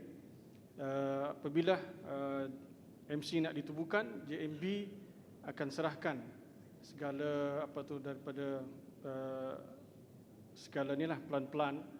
Dan soalan saya, adakah tanggungjawab pemaju ataupun ialah pemaju memberikan sedikit charity ataupun tanggungjawab dia sebagai sebab yang kami hadapi masalah sekarang ni adalah deposit electricity di atas nama pemaju, dan kita ada 12 akaun di atas nama pemaju, dan setiap akaun kami telah rujuk kepada TNB, dan lebih kurang 5 akaun tu di atas 3 PES dan selebihnya single PES, dan 3 PES ni memerlukan deposit sebanyak 2,660 dan single PES ni memerlukan 1,660. Jadi kami ni adalah JMB yang rumah kos rendah. Jadi kami tak mampulah untuk menyediakan sebilangan sejumlah deposit yang begitu banyak. Jadi adakah ini di bawah responsibility pihak pemaju? Dan yang kedua berkenaan dengan maintenance fees tadi, dan dia strictly for maintenance fees and paying insurance. Contohnya, sekiranya pihak kami ataupun JMB ni ada sources of income yang lain, tidak bergantung kepada collection of maintenance fees, adakah collection tu yang kita perolehi daripada source of income yang lain boleh digunakan untuk menganjurkan macam tadi lah, kita buat charity. Contohnya kita buat sumbangan untuk golongan-golongan yang memerlukan semasa hari raya, sebut contohnya OKU, ibu tunggal ataupun yang lain-lain lah.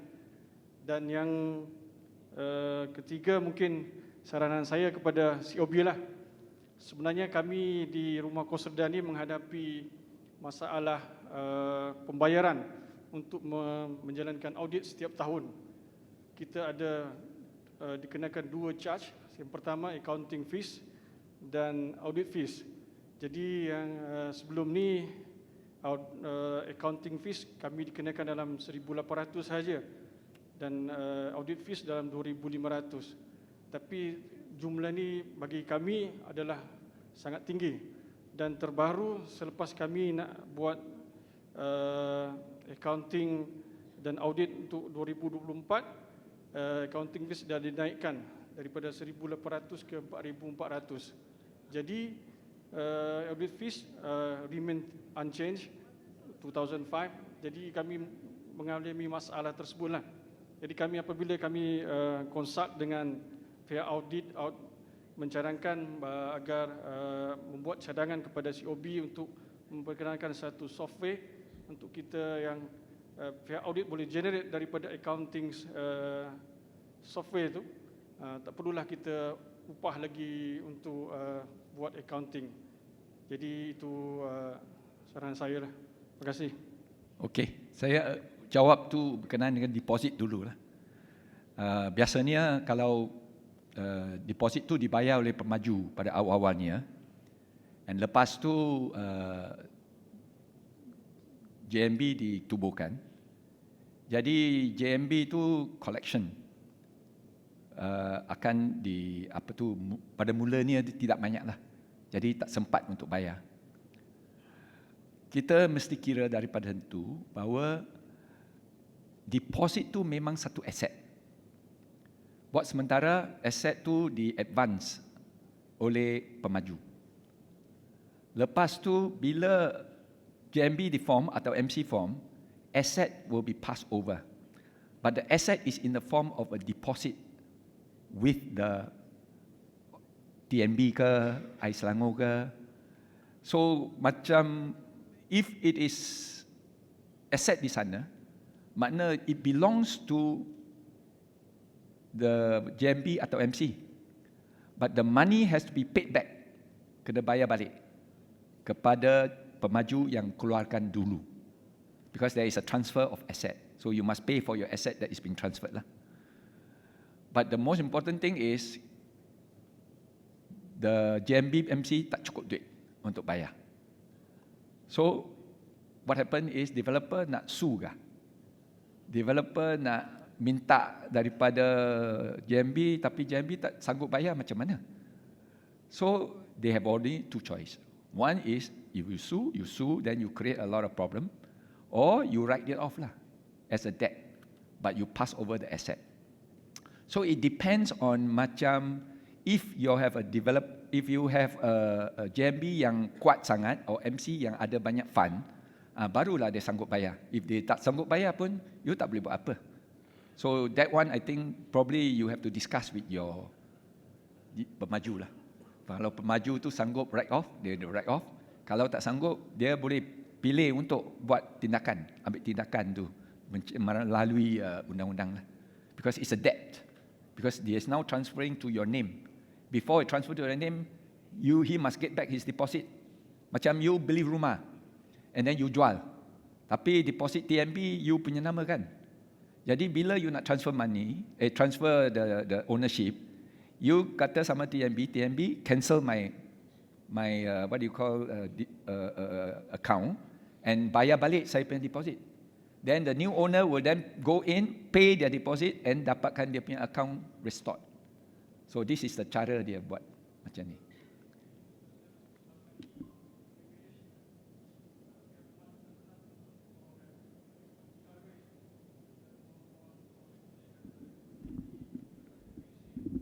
Oh, tak boleh dengar. Boleh bagi mic tak? Situasinya begini Dato'. Okay. Sebelum ni saya dah manage Bangsa Puri selama lebih kuranglah 8 tahun, dan sebelum ni ada pengurusi yang lain selama 8 tahun juga, dan pihak pemaju sebenarnya tak pernah pun campur tangan mengambil peduli management. Jadi kami mohonlah daripada pihak pemaju tu untuk considerlah benda ni. Sebab sebelum ni pun tak pernah pun dia campur tangan. Contohnya kami dapat projek baru-baru ni daripada kerajaan negeri sekarang, bawa skim ceria, penukaran bumbung keseluruhan lebih kurang hampir 1 juta, dan kita sebenarnya kita urus sendiri. Dan sebelum tu kami dapat projek daripada Kementerian KPKT, tukar tangki, lebih kurang 200,000 pun kami apply sendiri, tak ada campur tangan daripada pemaju. Dan selepas tu kita pun mohon daripada MBSA di bawah bahagian kejuruteraan, kita dapat juga untuk tar jalan semula, dan lebih kurang 170,000 itu pun kita buat sendiri. Kita buat proposal, kita follow up. Jadi pihak pemaju tak ada campur tangan masa ini. Jadi itulah sebenarnya argument dari untuk pemaju dalam masa ini.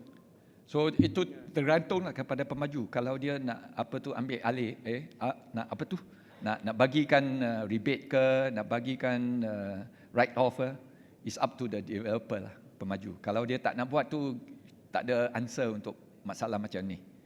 Jadi semua orang pun tak boleh bantu. Sama dengan this is an issue between the developer and the new JMB lah, or the MC. Yeah. Now your second question tu berkenaan dengan apa? Second question tu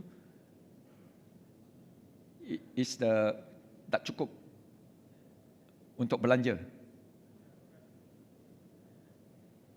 Sebelum ni dalam presentation tadi kita Datuk ada sebut maintenance fees, maintenance charge ni khusus untuk strictly for maintenance or paying insurance.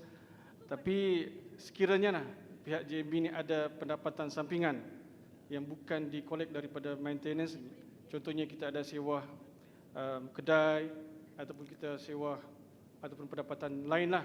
Maksudnya adakah kita boleh gunakan pendapatan tersebut daripada collection tersebut untuk membuat satu kebajikan.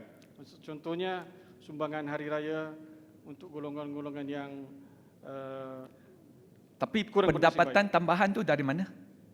Contohnya daripada sewaan yang apa tu? Sewaan kedai. Kedai lah. Okey. Ada macam pencawang. Jadi ini boleh digunakan untuk maintenance, kan? Yang tambahan income tu. Isunya sekarang betul lah kita boleh jadikan maintenance, tapi yang kalau tak ada tu, boleh tak kita gunakan pendapatan ni untuk membuat charity, sumbangan kepada Itulah terpulang kepada kita punya interpretation on the use of maintenance fund kan. Sebab sebelum ni maintenance kalau kita, tu untuk maintenance saja. Jadi kalau you nak gunakan untuk charity ke welfare ke, itu ataupun kita grey area lah. Boleh kata tidak tu tak tahu. Kita perlu putuskan dalam mesyuarat agung. That means you double up as an association now, macam satu persatuan. Ya, kita sebab tempat untuk kami kebajikan. Itu, ya, tempat kami itu banyaklah kan, yang macam ada JMB, ada Persatuan Peldu, ada surau, ada NGO. Kalau all the penghuni or all the owners dia tak ada masalah, tak ada query, tak ada apa, you're okay. Kalau dia bawa ke motion kepada AGM, katakan you tidak dibenarkan untuk belanja ini, you belanja macam ini, jadi is an abuse of fund, nanti you kena jawab. Tapi kalau dia tak ada komplain ke, tak ada buat aduan ke apa tu, then okay, no issue. Itu yang saya nak dengar. Sebab benda ni dah dipraktis oleh pengurusi yang lama kan, jadi I tahu banyak JMB MC tu dia organize kenduri ke, dia organize makan-makan ke. That one no issue. Tak ada komplain. Tapi at the same time kita pun mohon peruntukan daripada YB don't sendiri. YB tu dia contribute lah, but then dia gunakan JMB untuk uruskan perkara macam ni kan. So it's actually a vehicle to what they call do some welfare, but nothing to do with SMA. SMA tak kena mengenai dengan perkara macam ni. Okay ya? Okay, thank you. Hello, Dato'. He came first. Okay, come. We have about how many minutes more? About. My name is Vijay. I just want to inquire. Can we send the notice by email or WhatsApp? Because to reduce the cost, because it's AR register is cost a lot. Let's say my management having 800 units. If I want to send AR register, it's a really cost. Can we use a WhatsApp or email system to? Now it's a digital world. Yeah, good suggestion, but it has to be amended in the SMA. So wait until we amend the SMA to allow for digital, what do you call usage. At the moment tak boleh. What if I propose in the AGM? Then pun tak boleh juga, because the law requires you. Because AGM, some people may not attend, and they can then lodge aduan, and then you are responsible for not sending the right notice. Oh, this is a very costly. Yeah, agreed. Every time AGM tu, memang kita belanja at least about 20-30,000 just for postage alone. I'm asking for to cut costs. Currently, the SMA doesn't provide for email. You need to send by hand or by post, AR registered. How if I paste the notice on their door and then take a photo? Might as well put in the letterbox. Put in the letterbox. There's a suggestion that you have to send to the address. But whether you want to put in the letterbox or not. But you have to get acknowledgement. If you don't, AR register is because you will get acknowledgement. This one, if you put in the box and there's no acknowledgement pun tak boleh kira juga. But it's very costly. Okay. Okay, Dato'. Hi. For developments, especially the old ones, where the strata book is not open yet and the developer is already liquidated. So as a purchaser, what can we do to tell the developer or liquidator to open back the book? What are the steps? Thanks. That's why this one is actually the liquidator steps into the shoe of the developer. So he has then to deal with all these issues as if like he was the developer. So the developer didn't false out of the picture. The developer is still there, but it's now represented by the liquidator.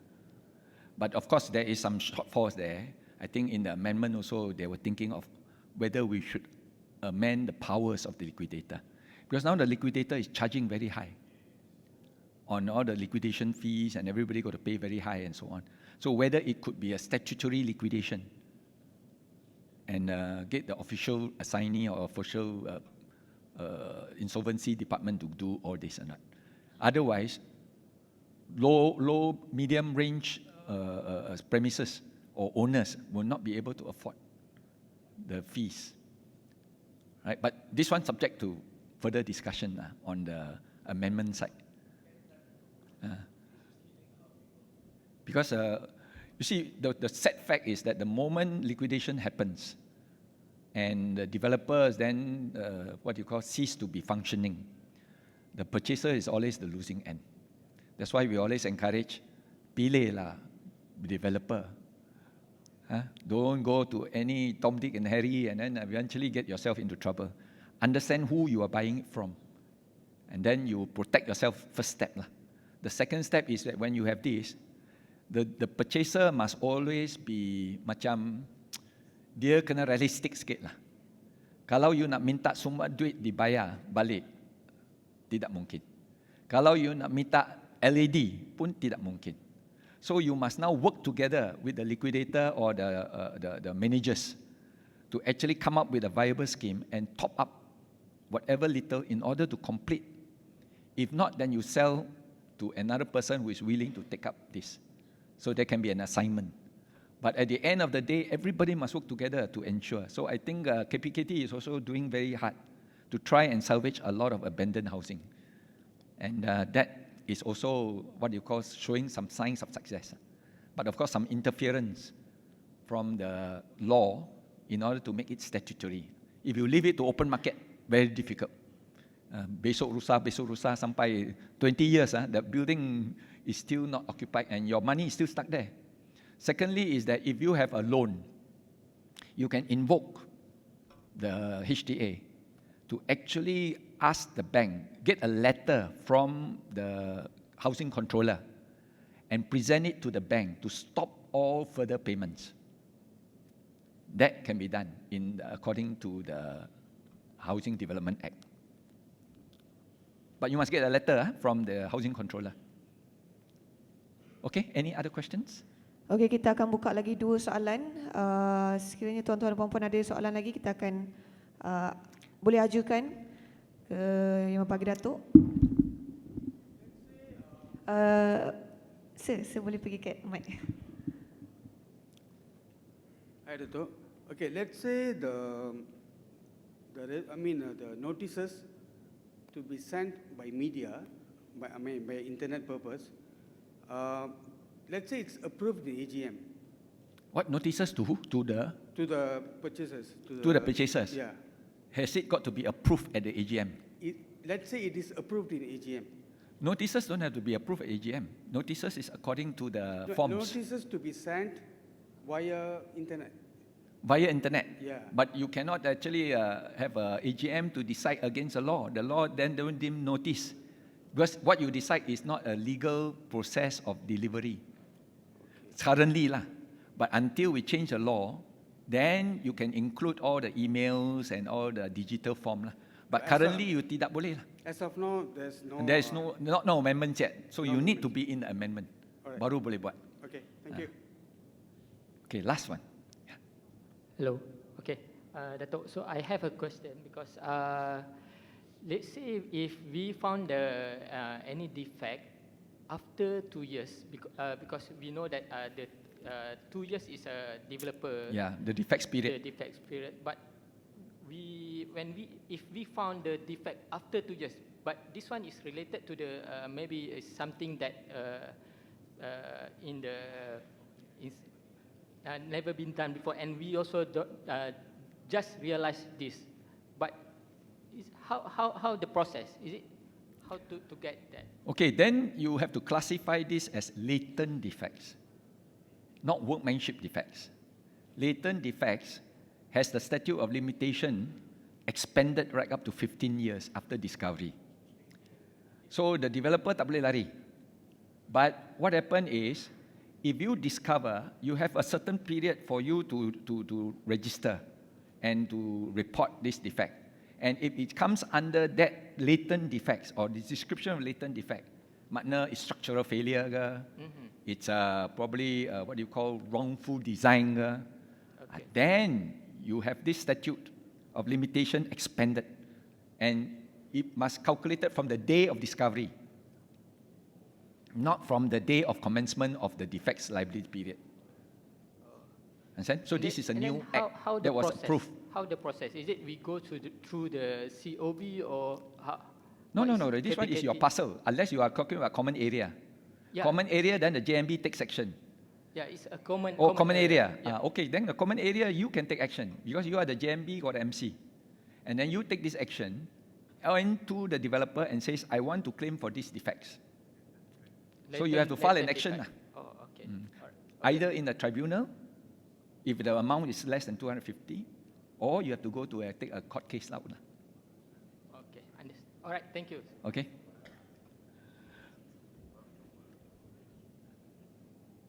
I think particularly that's all.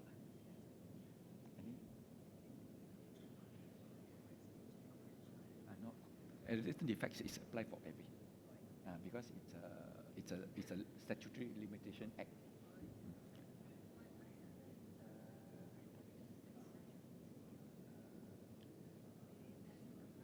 If your commercial property has a limit, has a defects period, has defects. Okay. Any other question or not? Then.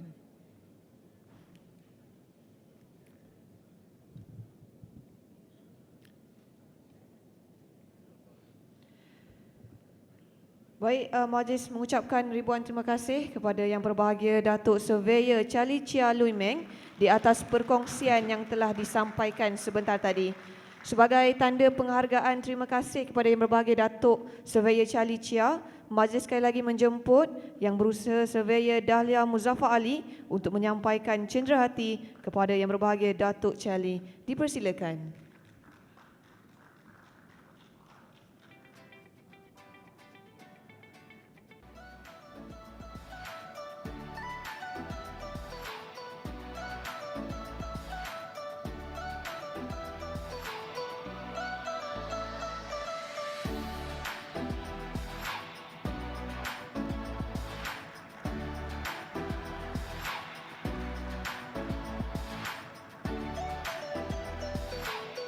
Terima kasih diucapkan kepada Puan Surveyor Dahlia di atas penyempurnaan penyampaian cenderahati sebentar tadi.